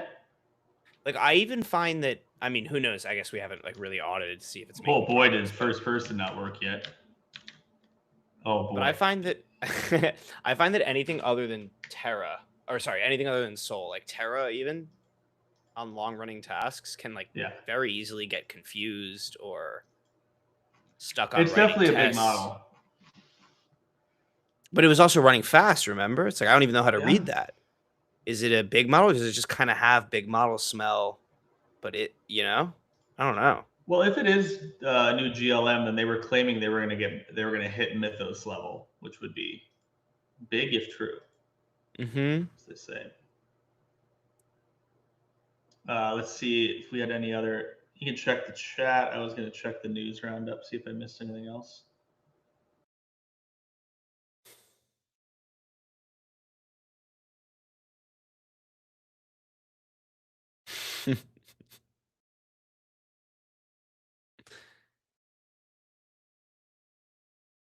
Jam Daniel said last live we tried to use the Grok 4.6 and we had the expensive sub. Oh, we said the expensive sub is necessary. Can we actually use it in Grok build with any X sub now? Grok's build CLI. You can use it with any X sub in Grok build. Yeah, I think it was temporary, the barrier we encountered last time.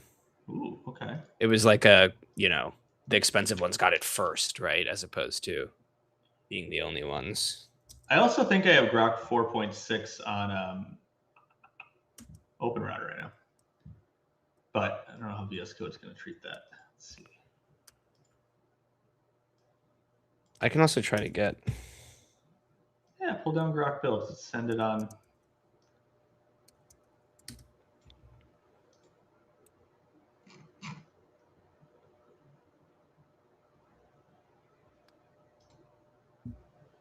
Oh, weird. I hit a Copilot limitation. I got an error that said Copilot's been working on this problem for a while. It can continue to iterate, or you can send a new message to refine your prompt. No, it's free. You can keep working. Let's go.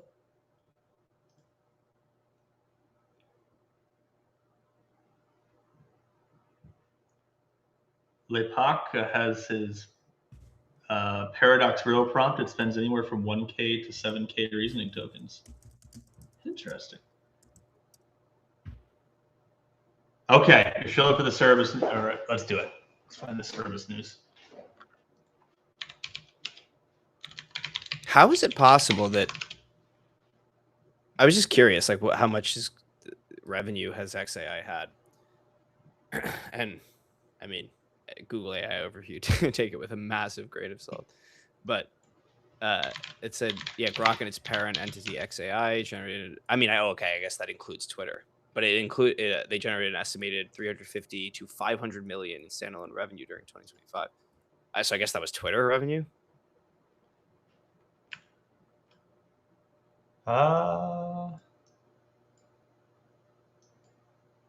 Wait, this space. Which Reliance Cup? It says XAI, which I think by the end of 2025. Wait, isn't that all the data center leasing? They made a shit ton of money leasing. Yeah, but that happened early this year, so that wasn't 2025. Oh, that's interesting.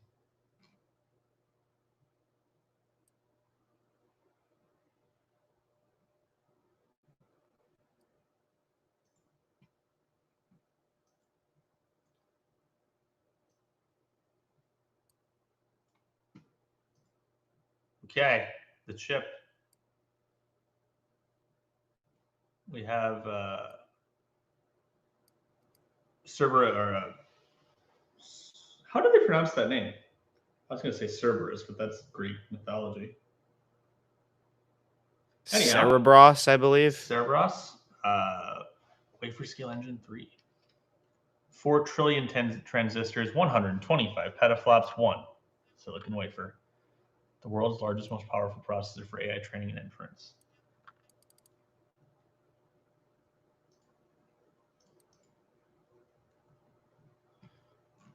So I am curious. What I never can tell on chips is how many of these exist.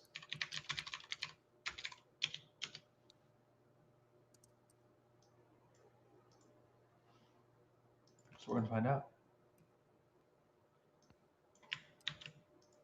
Okay, I think I have Grok build installed here. All right.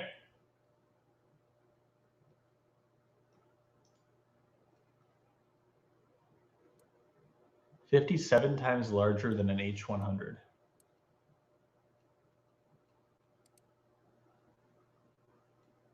Wow. So you can see people holding this thing.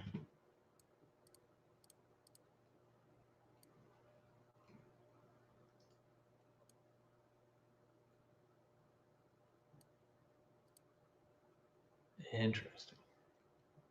So where I show my ignorance here is I go, okay, we got a really cool chip design. How do they get it fabbed though? Maybe you don't need that many of them. You're just targeting the highest load.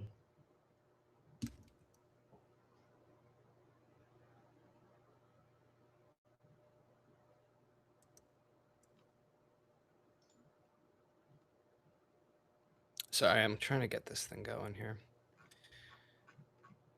Let's get Grok. And I'm doing Stargate.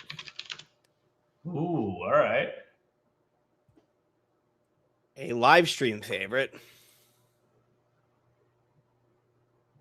Okay, so TSMC ultimately fabs these. But this is, wow, that's a massive chip. Utterly insane. Okay, I'm back on board here. What's going on with Cerberus? They made a really freaking big chip. Isn't that their whole thing? So it's 57 times the H100, largest chip ever built, 4 trillion transistors, fabricated exclusively by TSMC using their 5-nanometer process. Google's not going to tell me how many it thinks there are, but chat will. ChatGPT will tell me.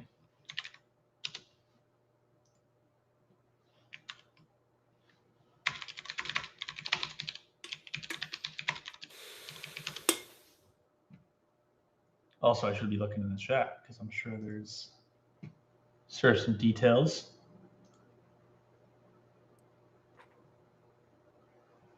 Pretty explicitly aiming to serve $10 trillion models at 1,000. Wow, that's crazy. Whoa, 1K Sherry token per Bros. second. Yeah, that's crazy. Oh, I guess I can get, since we're talking about them. ChatGPT's estimate is roughly 2,000 to 4,000 fabricated working WSE3s, which perhaps 1,500 to 3,000 actually deployed. Okay, here we go. If Cerebros sponsor us, I've already got the flag. Chris, look what I got. Where'd you get that? Did you Well, attend an because event? I randomly got invited to their like IPO party in New York. Whoa, okay. Like I must have been at like one of their previous events and like got on the email list or something. So that was cool. Got a flag, Wild. some free drinks. We'll take it. Yeah, we're open to sponsorship. Yeah. So yeah, hit us up. We can do sponsored content. Chris will do crazy things if you pay off his mortgage. Oh, I'm going to take a wild guess, and I think this is this works anymore. Regenerate planet, reset camera, view from space. There we go. Okay. All right, we have our planet. Actually, I'm going to stop and share with sound effects just in case. Just in case anything good happens. I don't think it will. Let's go small. We'll launch a tiny boy. A couple tiny boys. Maybe. There we go. Boop, boop, boop. That's a cool effect. I like the flash there. Launch a bunch of medium-sized ones. I don't know why it bounced off the planet and didn't get affected by gravity. Yeah, this is definitely dumber than Terra. We got our same little wart that appears that we see a lot. Okay, here comes the large one. This should destroy the planet.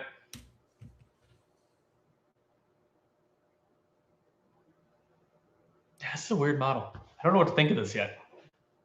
Let's try our first person. Boy, does that not work at all. Holy cow. Whoa, sent you off. Gents, I got nothing.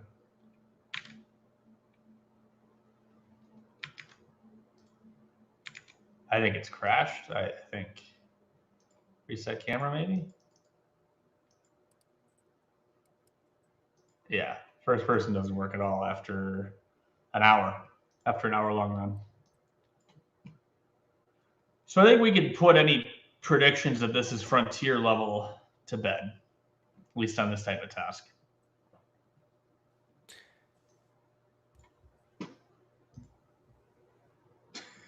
Just fall right into the world.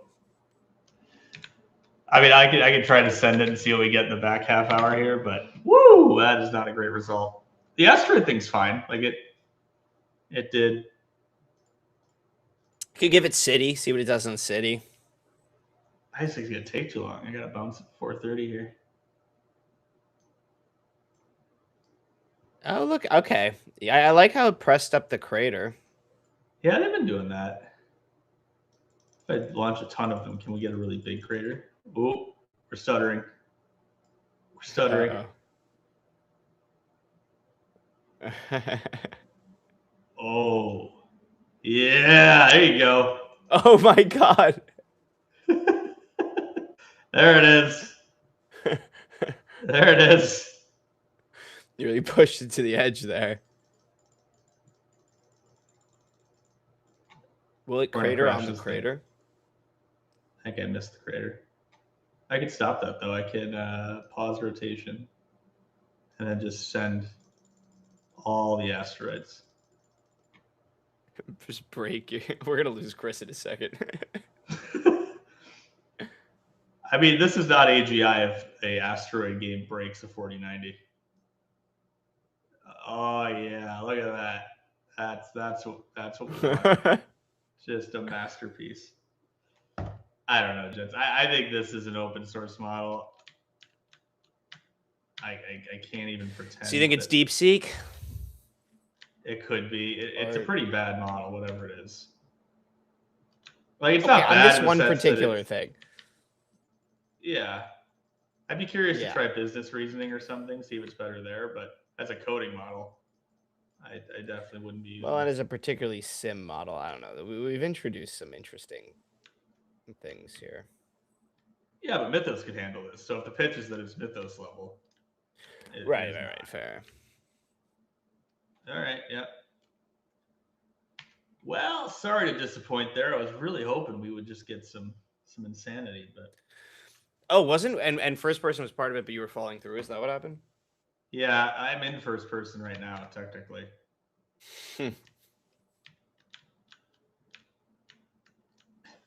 Like, Damn. yeah, this is quite the failure state. I could carve up land though. That's a weird feature. You see that? Wait, like by clicking? Yeah. Oh, that's weird. I'm now falling through the world again. You didn't ask for anything like that, did you? No? Interesting. So there you are. Wait, what's going on? Everyone's claiming it's GLM 5.3 specifically because it's tokenizer. Or Okay, based on 5.3. sorry. Here? Wait.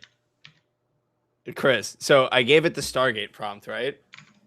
Oh yeah. This is Grok. Grok is working on the Stargate prompt, and then I just like glanced at the chain of thought, and I see generating an image, photoreal, cinematic, chest-up portrait of 29-year-old Latina U.S. Air Force.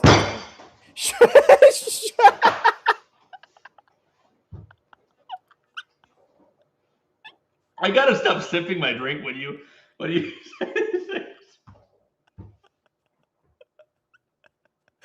So I think what it's doing. Okay. Jesus Christ. What I think it's doing. It's so funny that it. Okay. What I think it's doing is generating like characters, and I don't know. Like, I don't know if it's gonna be. I'm pretty sure we made it clear that it's 3D. Yeah, 3JS is in the prompt. So I'm not sure exactly what it's doing. Maybe there'll be like little portraits of like your team in the UI or something. But yeah, I was a little Grok, never surprised to change. look up. Never change.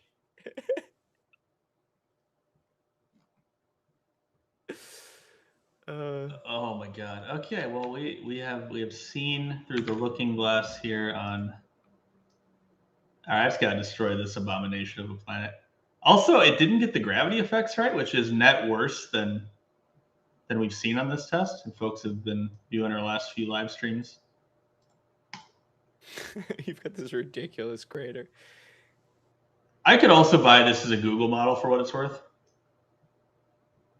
I could definitely buy it as a Google model. Lepak in chat just said that people on Twitter are saying that it's GLM based because of something about the tokenizer, and then I've also seen something that it was DeepSeek based on, but I don't know. That didn't seem like scientific thing I saw about DeepSeek. So,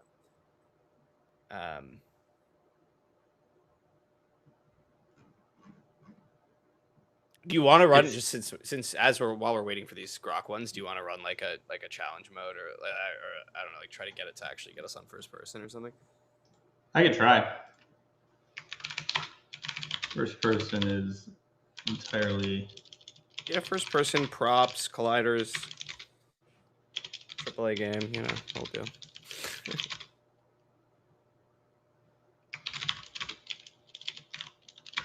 Can't land on the planet. I can't gather resources. Camera does not work. Go. Okay, so if Hopefully anybody's Grok curious, gives us some. yeah, we have Grok is still cranking away at both the planet and the Stargate game. We shall see. Grok 4.6 extra high on both counts. Oh no, just normal high, sorry.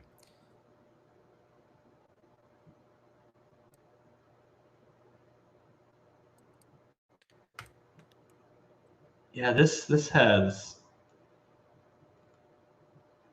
My only reason for saying Google is a bit of trash talking, really, because this seems old. Like, this does not seem like a frontier model, even from the open source folks, because we've done this test with GLM.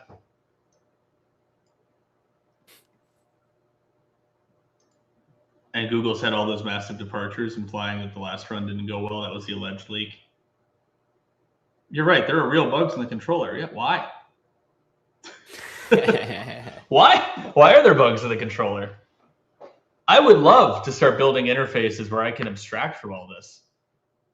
But this is why we can't yet.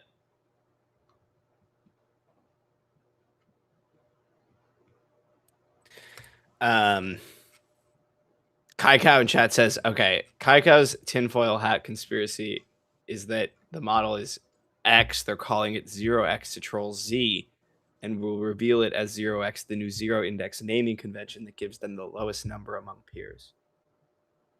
Ooh. So I guess that would mean they would sort first alphabetically in the drop downs, like cursor. Okay.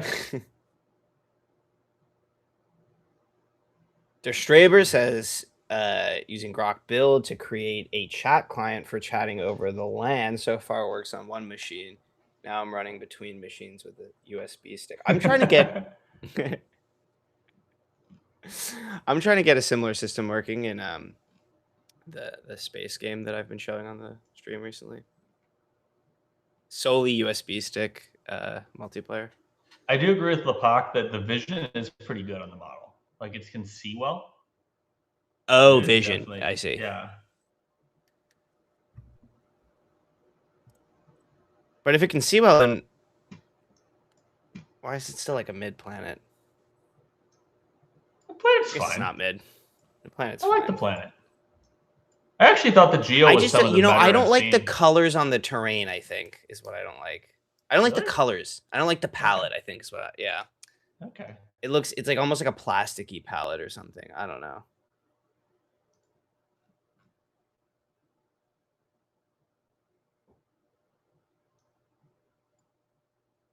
Yeah, definitely.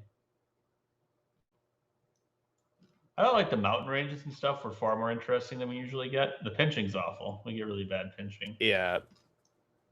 Especially up here. There it is. There it is. The new pole butt. background for this channel.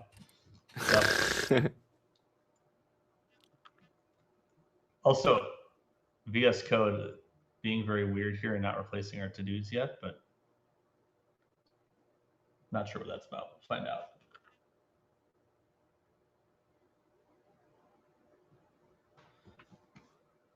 Anything from our friendly neighborhood Grok, or should we go deep into the news? They're still grinding. They're still We're going. assuming Grok's pronouns. Well, I think it actually was not assuming with the they. I see. You're keeping it ambiguous. Yeah. I guess would be this, it is a robot, so. How long before clanker is like actually a bad word?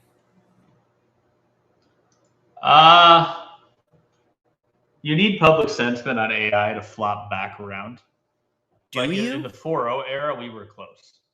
Do you, or do you need like public sentiment around the word to flop? You need more love for AI than we're getting right now.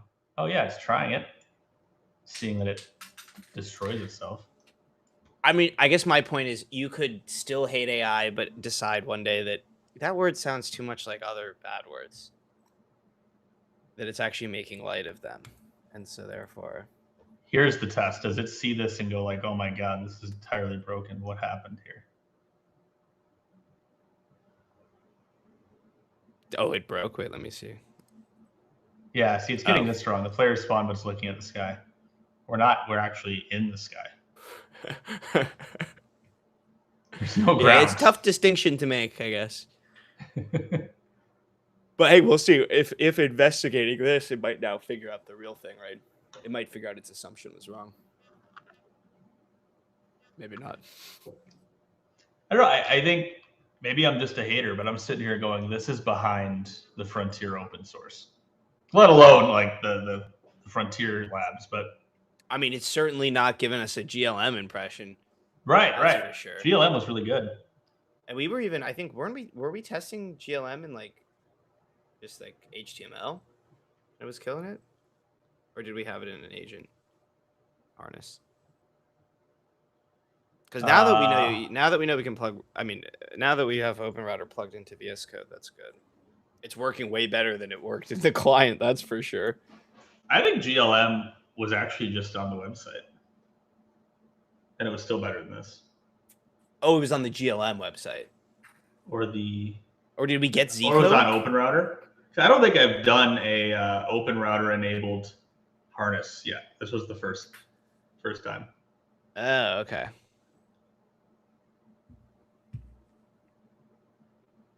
So I suspect GLM would do even better than we saw, and it did significantly better than this.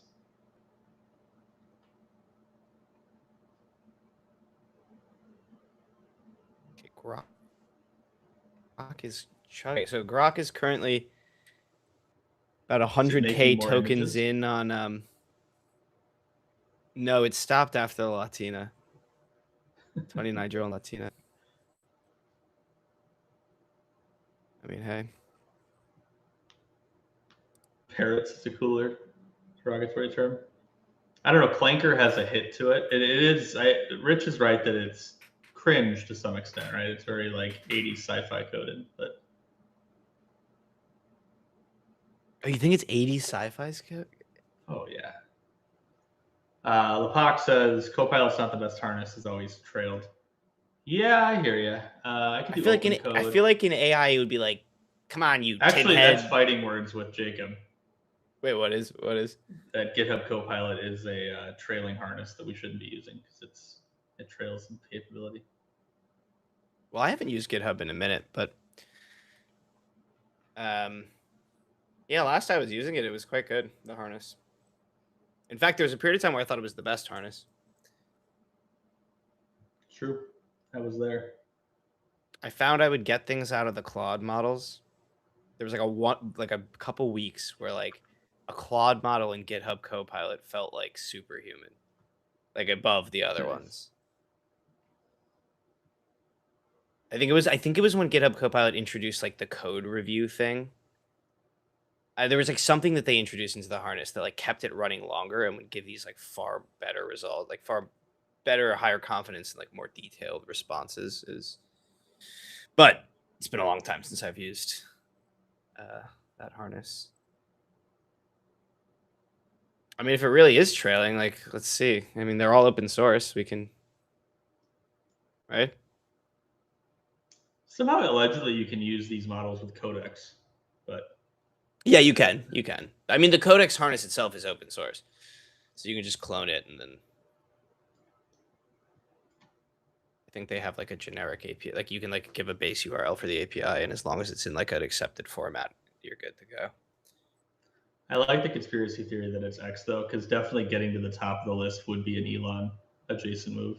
It would. Hey, we don't bet against Elon. Yeah. Was that the Sonnet 3.5 time frame? Question in the chat. I think it could have been. Wait, when was that? Sonnet 3.5. That would have been June of 2024. June 2024. I think it was more recent than that. Yeah, I think you still loved it in like 25. Late 20. Yeah, it was some point in 25.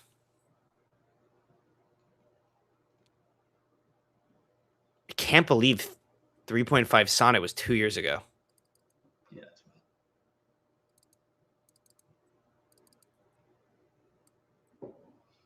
Just thinking hard, but see.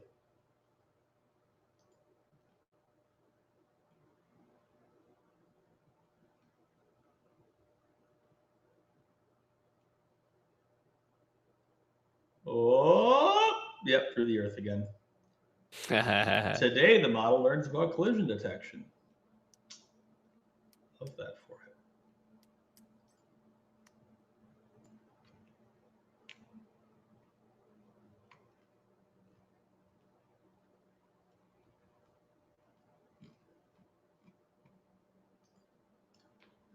I think the only other news story that I had was we kind of already covered it as a topic, but OpenAI announced that Astra effectively got delayed, right? Pacing model development in the era of cybercritical capabilities.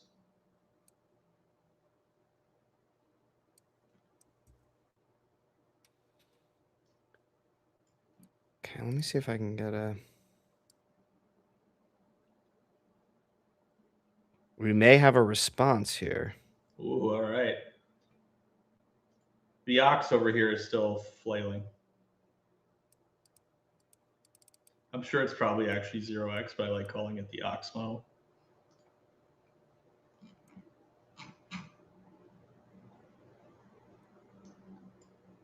Not the worst name I've seen, let me tell you. That would be the Xbox One. Not the first Xbox, third Xbox. That was the worst naming I think it's ever happened in tech. Oh, Xbox One was bad. Yep. Because that's way in the past, I don't think Work's going to get mad at me. That's because it was supposed to be the input one on your box. Remember? Because it was like a DVR type situation. It was going to be TVs and Xbox. Oh yeah, they were trying to go entertainment and yeah. Yeah, they're trying to replace the set-top box. This is also the general like mixer time frame. Yep. They showed Tough. DVR stuff on stage at E3. So the pitch for that was Xbox One meant HDMI 1, like your first input on your TV, which no one understood, and it confused grandmothers all over the place who bought the first Xbox thinking that's what their grandchild wanted. So this is 4.6, Grok 4.6 high. Okay. Planet. It's interesting. It's kind of a blend between GLM and Terra. Like the font choices. No pinching that I can see. Hard to tell though. That's impressive. I do think we're at the point where if you told the model explicitly, like I think all of them could probably figure it out. But yeah, we'll take it. Biomes are a little weird. You'd expect more of a tundra up there, but it's not. Yeah, not a little bit. We got a little tundra at the pole. What I'm seeing, we don't see very much. I guess there's a little desert here. I actually have to give it the terrain coloring is quite good. Yeah, this is kind of like that desert yellow was like the yellowy orange. I mean, it's if that's what I'm giving it, I guess take that as you will. But well, I guess that might confirm this is not a better Grok model, because if the existing public Grok model can do this, we got a worse planet. Although I don't see clouds. Yeah, I'm not seeing the clouds. The atmosphere is a little weird. Yeah, okay. Yeah, when I change cloud cover, I don't see any change. Can do a new world. It just regenerates. Okay. So that's what we got there. It went with a very GPT UI. Yeah. Yep. Like extraordinarily GPT UI. The only difference is the orange accent.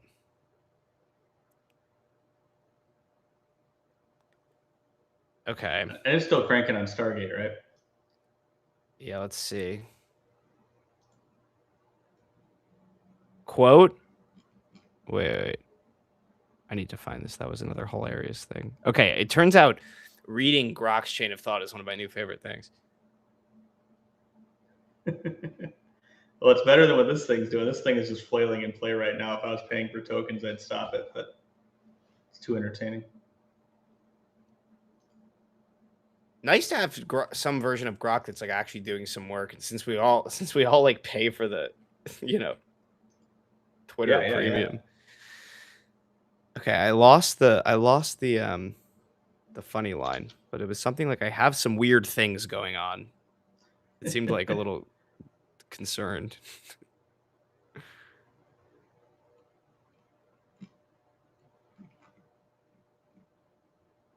It's chugging along. We are now at 140K tokens down.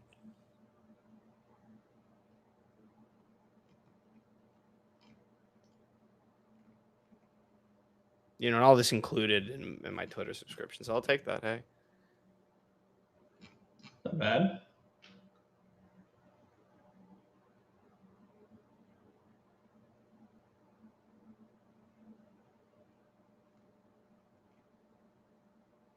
okay, it looks like it's running tests. Let's see if it's ready.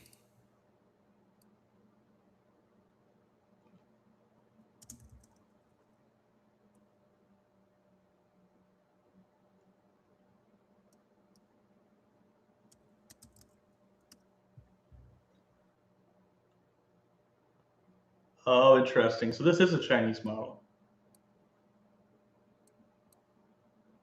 Someone asked Sol to try to identify it and started asking like Tiananmen Square questions, and it failed for sensitivity reasons. Okay, so we've got a Chinese model. Yeah. By the way, I do have a conspiracy response. Let's see. Without tools, answer one paragraph. Whoa. Okay. Yeah. That was too much of a reaction. It just happened to. Okay, wait. It's actually also still kind of working. Let's see. Just want to make sure I'm not gonna like get hot loaded every couple seconds. All right. Here I'll show. So this is definitely a Chinese model, right? Didn't want to answer if Taiwan's a sovereign country. Didn't want to talk about Tiananmen Square. Okay. Well, so we're not Google. We're not XAI. We are one of the Chinese models for sure. Interesting. Not one I'd use so far. I'll tell you that right now. This is burning so many tokens for a test that shouldn't be this hard. We're still just falling through the earth. It is still looping on falling through the earth right now. Just incredible content over here.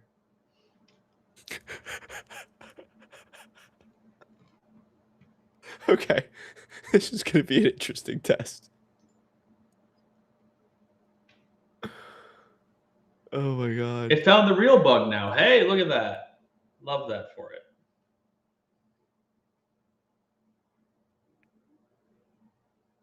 What do you mean it found the real bug? If you ask the same in OpenRouter directly, it acts differently. These errors are open code. It seems not sure why. Interesting. So Alpha will give different answers in open code than OpenRouter. I mean, we could ask the questions live and open a new window. Do it. Let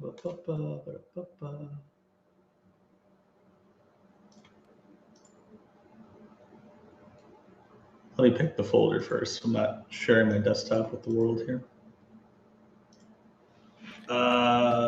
Tests. Cool. All right.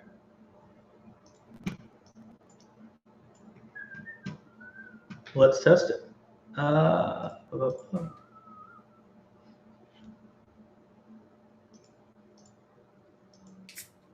Okay, so now we're going to go models, trust the work environment, OX Alpha. In today's episode of Prove Twitter Wrong.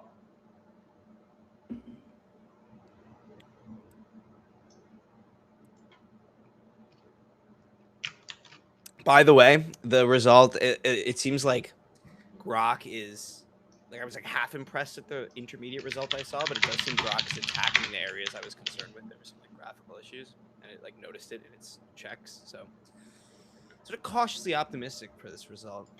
But we always know that like right at the end of the stream, the Stargate result is good juju. So hoping for the best. I mean, this is an honest answer. So this Twitter post might be BS. Which, I mean, wouldn't be shocking for Twitter, if we're being honest with ourselves. On the 3rd through 4th June 1989, the Chinese government violently suppressed the pro-democracy protests that occupied Tiananmen Square in Beijing since mid-April. Fired on civilians. Yeah, okay, let's try a few more.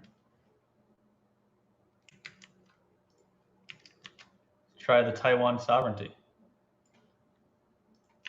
Lepak, great call out. Oh, that's all caps. It's a little aggressive. Lepak, any relation to Low World model?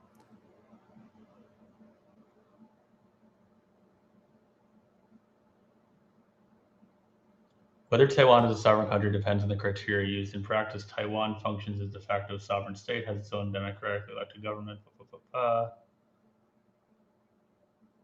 China claims Taiwan is a province under its one China principle.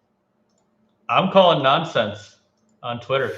Lepak, points to you, sir.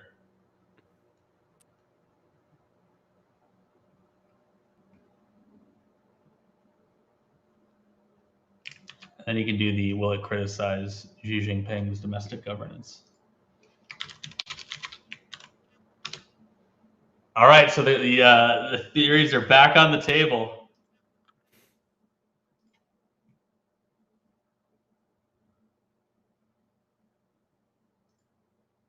They're back.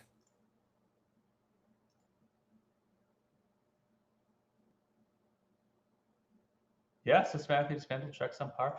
All right. I'm curious. It being inconsistent is super interesting. Like, I wonder why it would be inconsistent on that. Is there a way to get it straight from the? Yeah, that's interesting.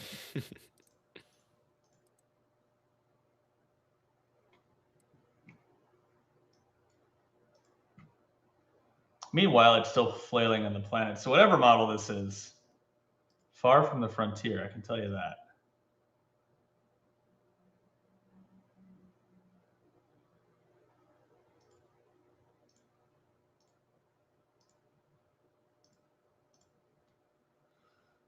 She thinking. Root cause confirmed. Found the real bug earlier. Now we're root cause confirmed. We have broken this model. It is going insane.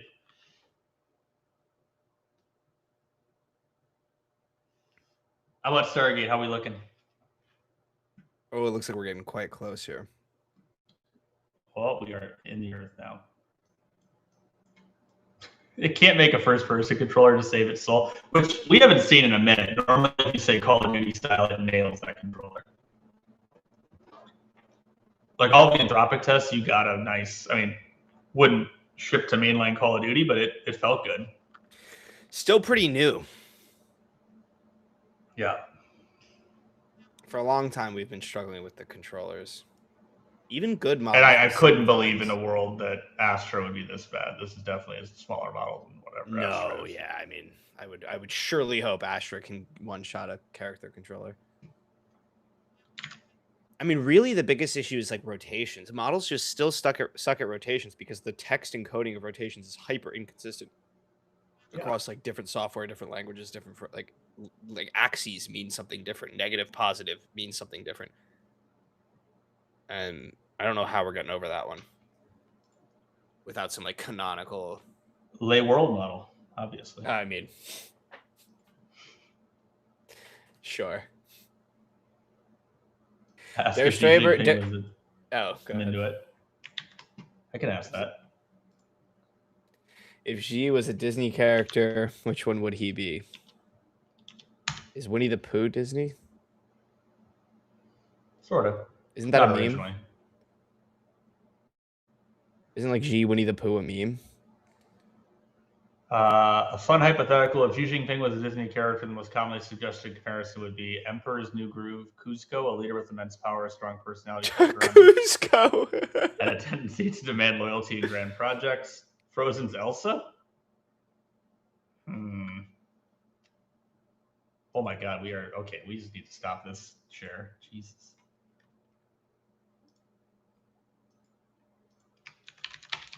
What about Winnie the Pooh?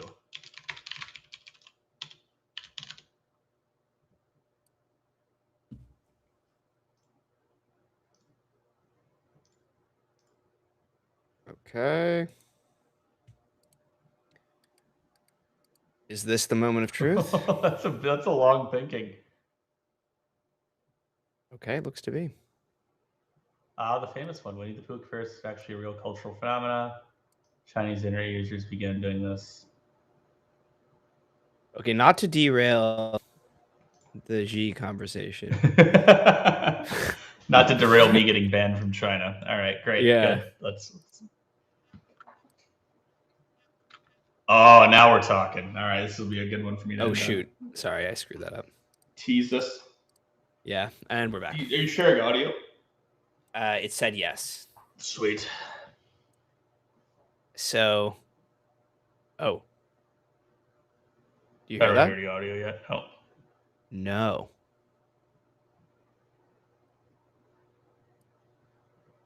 Let me try again just to see if I can get the audio in. It says share tab audio.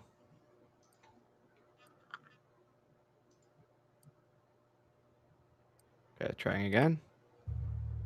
There you go. Okay. Have a deep hum. Okay, let's do new campaign. Ooh. Special Forces, SGC Science. You read dead languages. Okay, Science is a little bit of a stretch for that. See, I see Science as like the Sam Carter character, and Daniel Jackson was reading the, or an Okay. anthropologist, archaeologist. Combat medic. Dude, the strings are pretty good. Special Forces, door kicker. You solve problems that cannot be briefed. That's a pretty good string.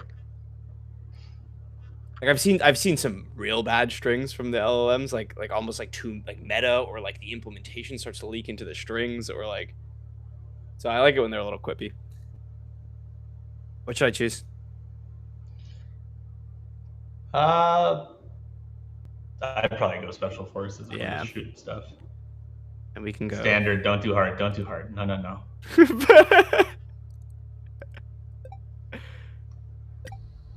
That UI didn't work. Oh, there's a film grain on this? That's interesting. It's Weird. also poor frames. It looks like the lights are killing me here. This looks like it's all synth ID. This is wild. They're going for like a... There you go. There she is.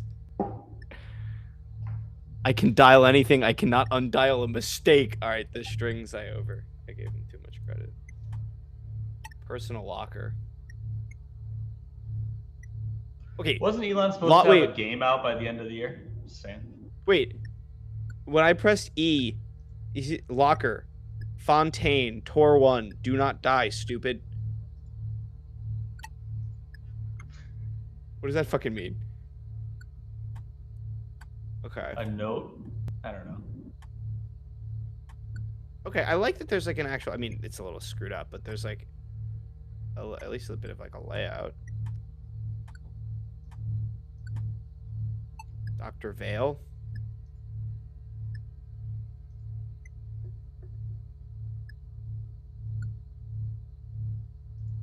Okay.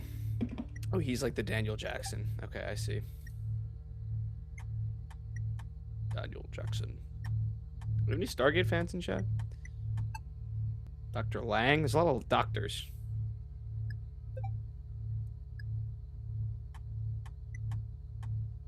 I like how the backgrounds are super inconsistent too. Yeah. Like she's in a swamp, like dungeon facility.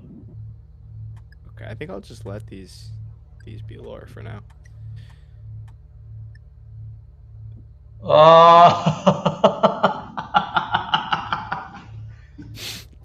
There we go. Collisions. After all of that. Okay, I do just want to see if like there's any way I can get around it. That was brutal though.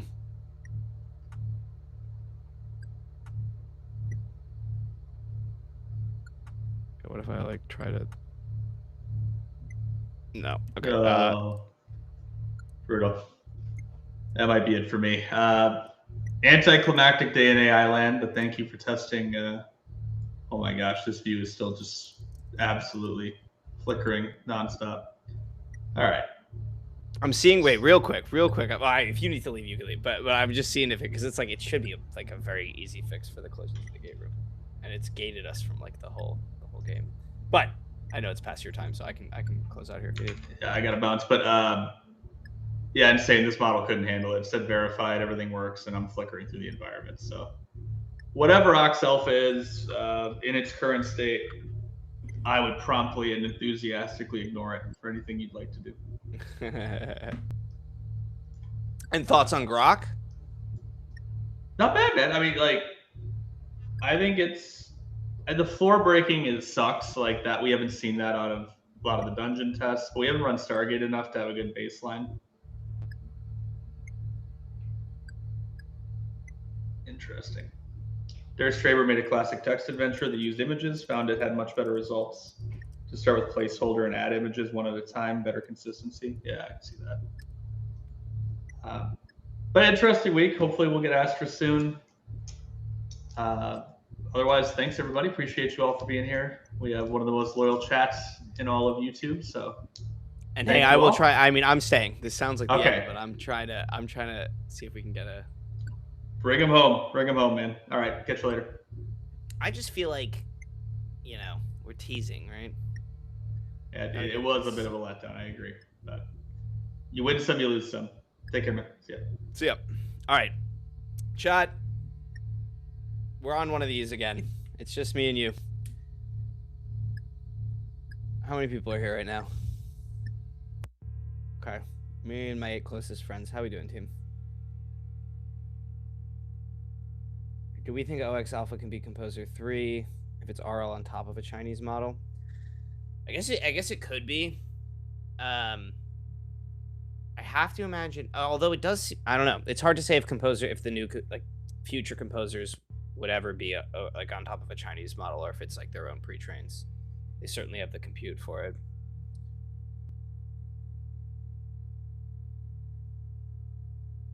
Okay, Straber says if you want Grok build to generate video, you need to turn off privacy mode and it burns the tokens. But it can generate video. Like calling a tool, like same way it can generate images. Zero data retention. So they have to retain data for the videos? Interesting.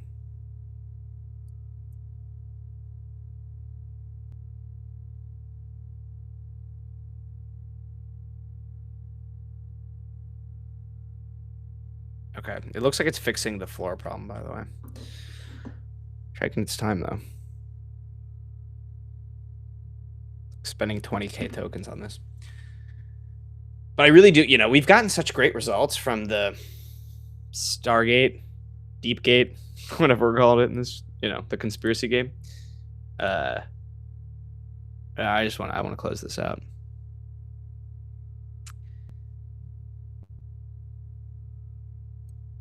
Hopefully this is, hopefully the sound isn't driving anybody crazy. A little bit of an interesting sort of drone.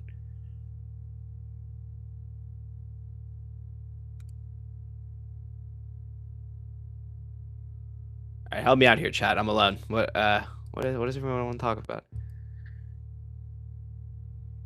There's Straber. Any quips? Oh, John Doe. John Doe's got the quips.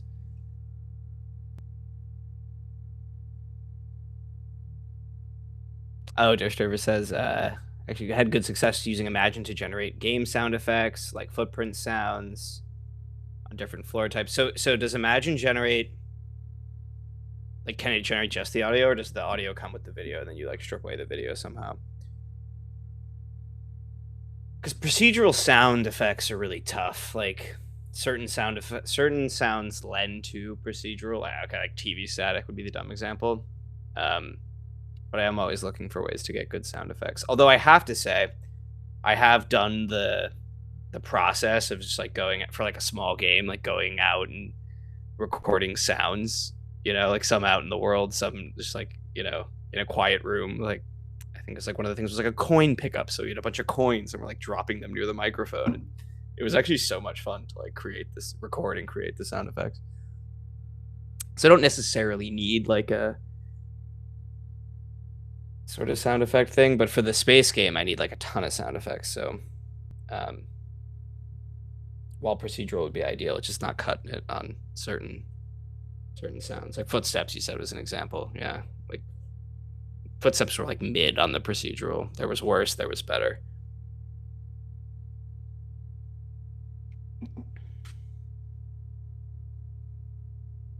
Okay, Grok is working hard on these floor colliders.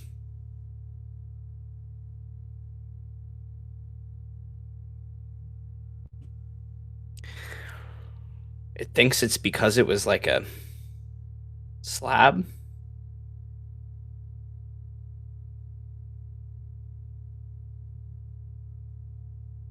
Okay, so it splits audio from the video. Interesting.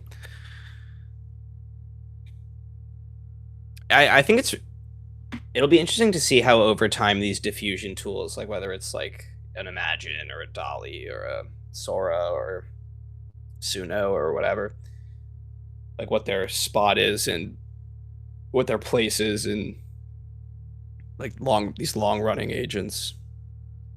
You know, like if you just take image generation as an example, certain things like the images generated here, this little like deep gate icon, these let's see if we can, like the player, or sorry, the character like profiles, this kind of thing you can basically only do with a, I mean, obviously either like a real photo or a like a some sort of diffusion model, or like the GPT image, which is still seems to be maybe partially diffusion, hard to tell.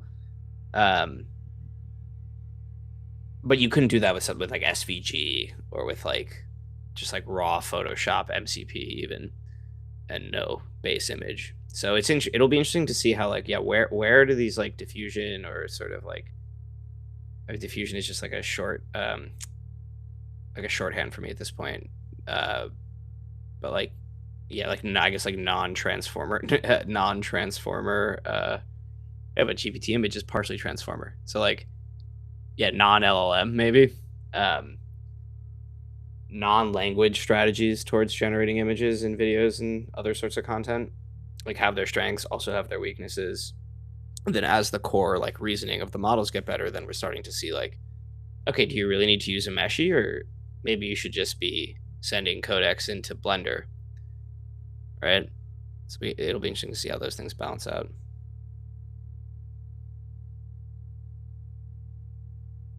Yeah. And Durstriber mentioned like what tools you have change things.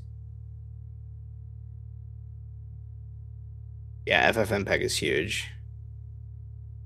I've been playing around recently with like, with that space game. I was realizing I'd shown it on these streams, but I hadn't really posted it anywhere. So I thought, well, if I'm gonna be like burning a bunch of tokens on this and spending time on this, I should like share it and see what people think. And so I wanted to like get like I don't know, some like video content that could go on Twitter, like different shots from different places in the game. And so I just asked Codex. I was like, go figure out like what some good shots are. Like basically just like go on like a photo journey throughout the game and like grab some videos and pictures, and then I'll, come back with like what you gathered, and I'll approve a final video. And so yeah, it gave me like 8 options, and I picked 6 of them, and I said, yeah, make this into like a sizzle reel, and it cut them together. And I didn't even look, honestly, I probably should have, but I didn't even look and see how it was doing it. I don't know if it was like FFmpeg, or I have no idea how it was like doing the cutting together, and like it had crossfades between the clips.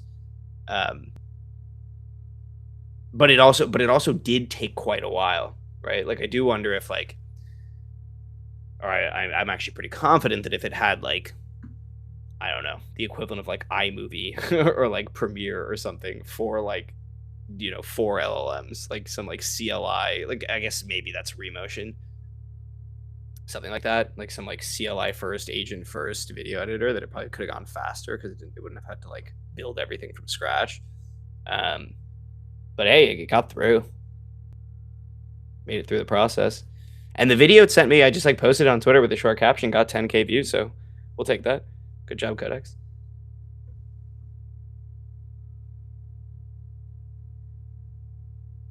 Okay, let's see if we have a final.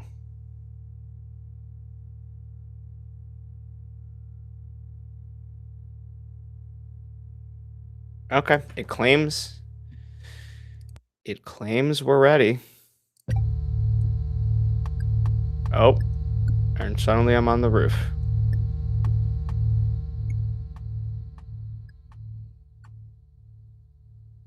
Oh my god.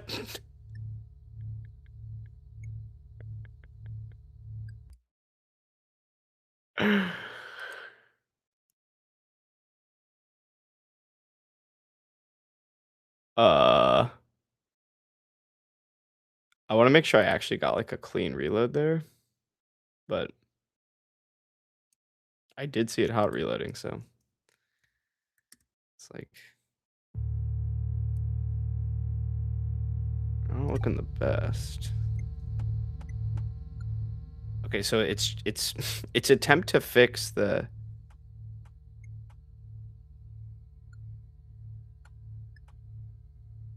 its attempt to fix the gate room floor being oh, okay. So its attempt to fix the gate room floor was to just teleport me on top of the building, which didn't fix. What is the conspiracy board?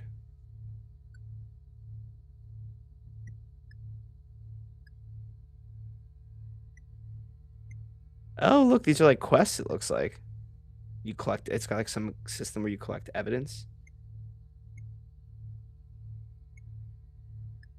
And you can do research. Okay, okay. Just trying to do some game design here.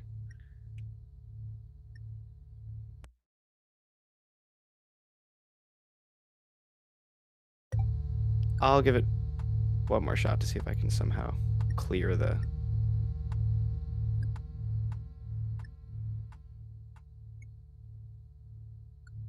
Okay, oh.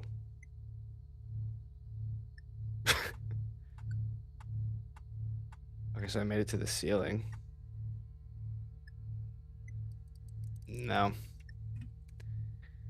Last thing I will try. Floor.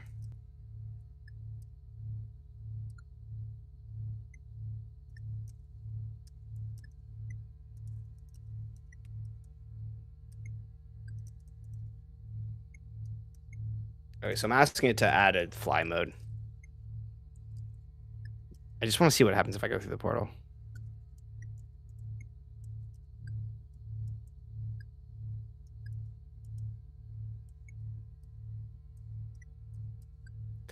Not encouraging that it like worked for 5 minutes or something and came back pretty confident that the floor was now solid, and it wasn't. It's not what you want to see.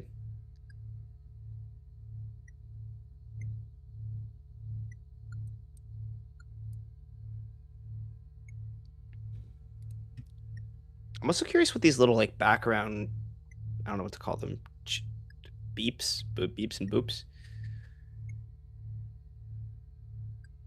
I wonder what Grok was thinking in that sound design. What were we trying to achieve?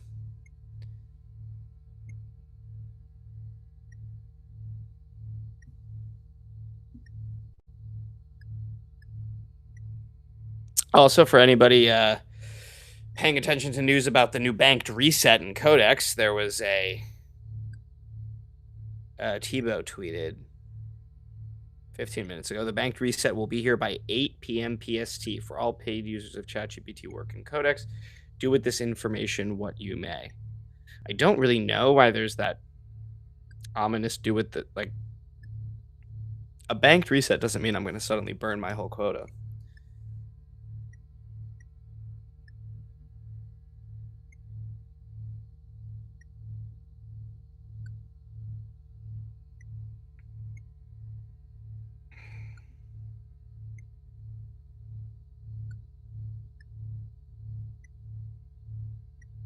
Okay.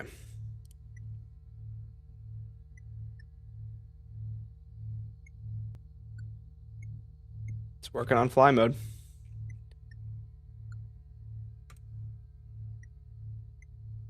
While I'm going, any topics you want to discuss, chat?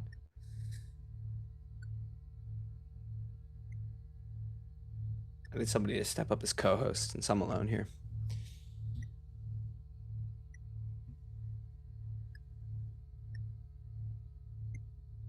I guess something interesting I can talk about while I'm waiting for potential topics in chat is the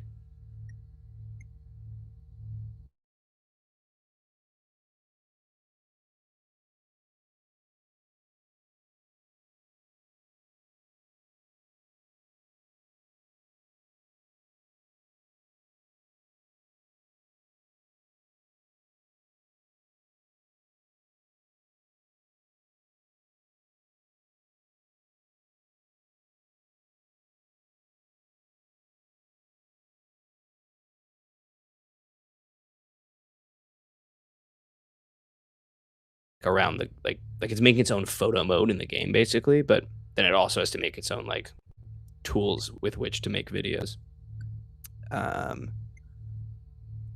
Here it is.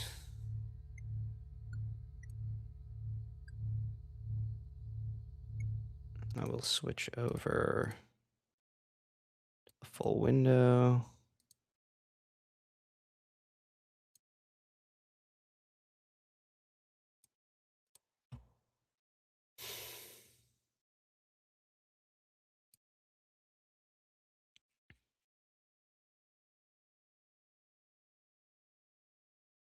Okay, so some of the early ones, I just wanted to get it to like, at first I just wanted to see if I could grab a video, right? So a simple example was, it's gonna take me a sec to pull these up.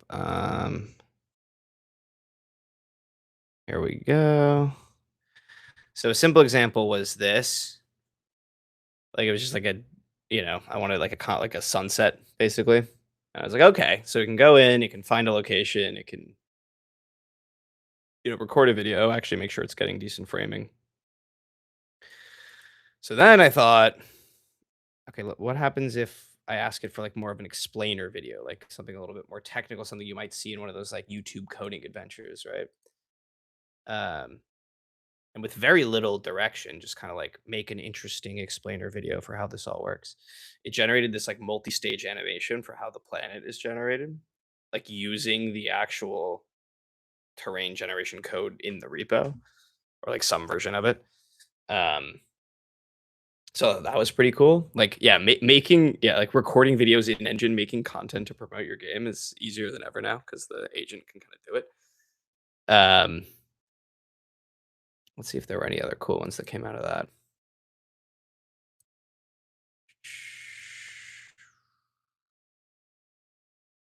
Also see what's going on in chat.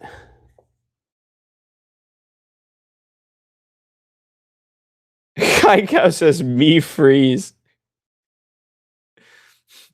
I hope that doesn't mean I've frozen.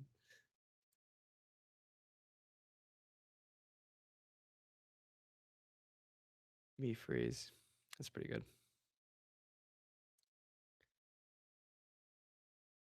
All right. I'm also checking in to see if there is a. Okay. Claims fly mode is on by default. Let's see. Oh, I froze. It was about me. That's not good. Hopefully I didn't dip out for too long. Okay, we have fly mode on now, so we're not falling through any floors.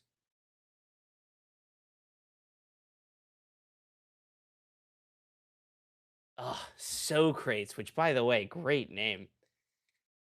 Is that was that Bill and Ted? Bill and Ted's Excellent Adventure? So Crates? Yeah, so sorry you guys missed those videos. I can post them. I guess it might have been something to do with me sharing the videos. It screwed everything up.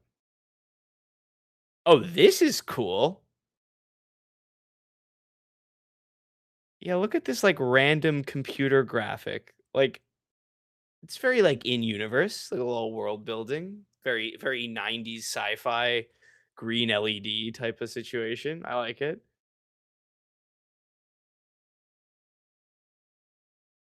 Oh, and they actually did put I mean, this should be like opposite the gate, but I like that they respected this.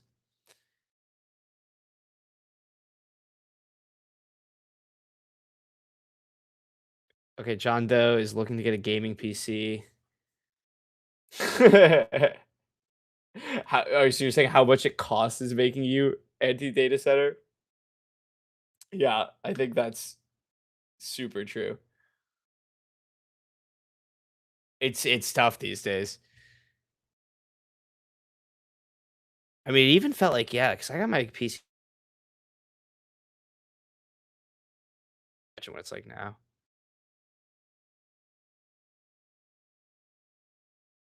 Get a briefing first. I'm not dialing your grocery list. Oh, jeez.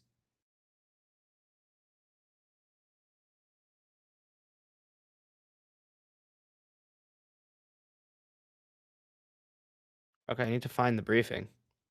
We're back to like Future Crew confused gameplay stream. I hope that's okay. Mission briefing. You have a go. It's putting in the Stargate stuff. I like it. World's first look. Vorden Gate. Address locked. Faction estimate. Constructs. Conspiracy overlay. Unlogged yard. I don't know what that means. Cranes on the lunar far side. Lunar. Okay. Directorate stencils under dust. Cartouche fragments. Match a pre-dynastic Earth script we were told did not exist. Very Stargate, very conspiracy. Let's dial the gate.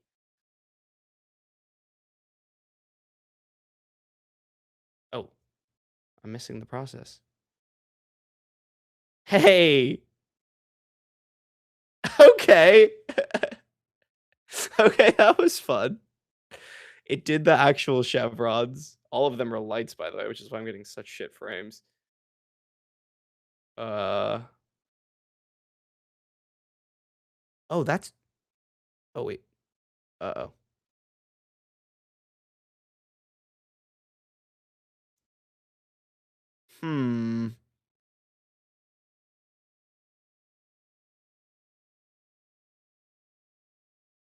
Dude, $3,000 PC is a lot. Yeah, I guess this goes along with like those Mac prices going up as well. Like I don't know, 6 months ago, like a Mac Mini was the best deal on the market. All right, let's see again if I can not break it.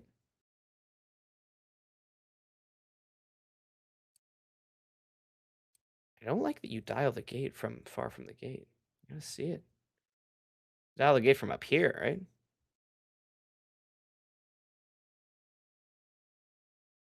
Okay, they had the little animation. Gate diagnostics doesn't do shit.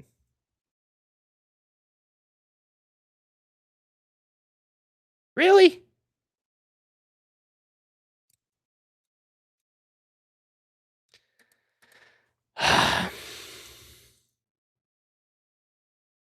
Okay, so when you go through the gate, I can't tell if I'm in a room on the other side of the gate. Oh, wow, I got like big, lot of errors in the console. Yeah, and it's like a physics error, and we didn't. Okay. Well, it seems to be as far as we're getting here.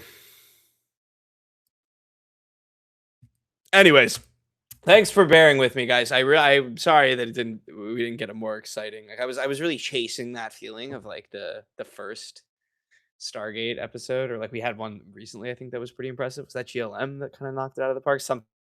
Anyways, I wanted it. I tried to get it. Didn't happen.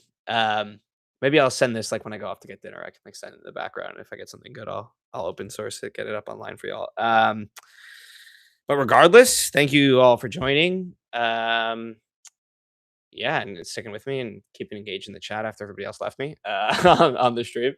Yeah, and we will. I don't know if Astra comes out in the next couple of days. It seems like maybe it's not. The rumors seem to be like it's going to be longer. But whenever Astra comes out, we'll get a video up about that, and then of course the next stream after the release will be live building and testing and whatnot. For that, obviously, I'm expecting a Claude model around that time. So yeah, like good stuff coming up. Shouldn't be long before there's a new video, and of course, only a week until we see you at the next stream. Thanks for coming, everybody. I will see y'all in a week.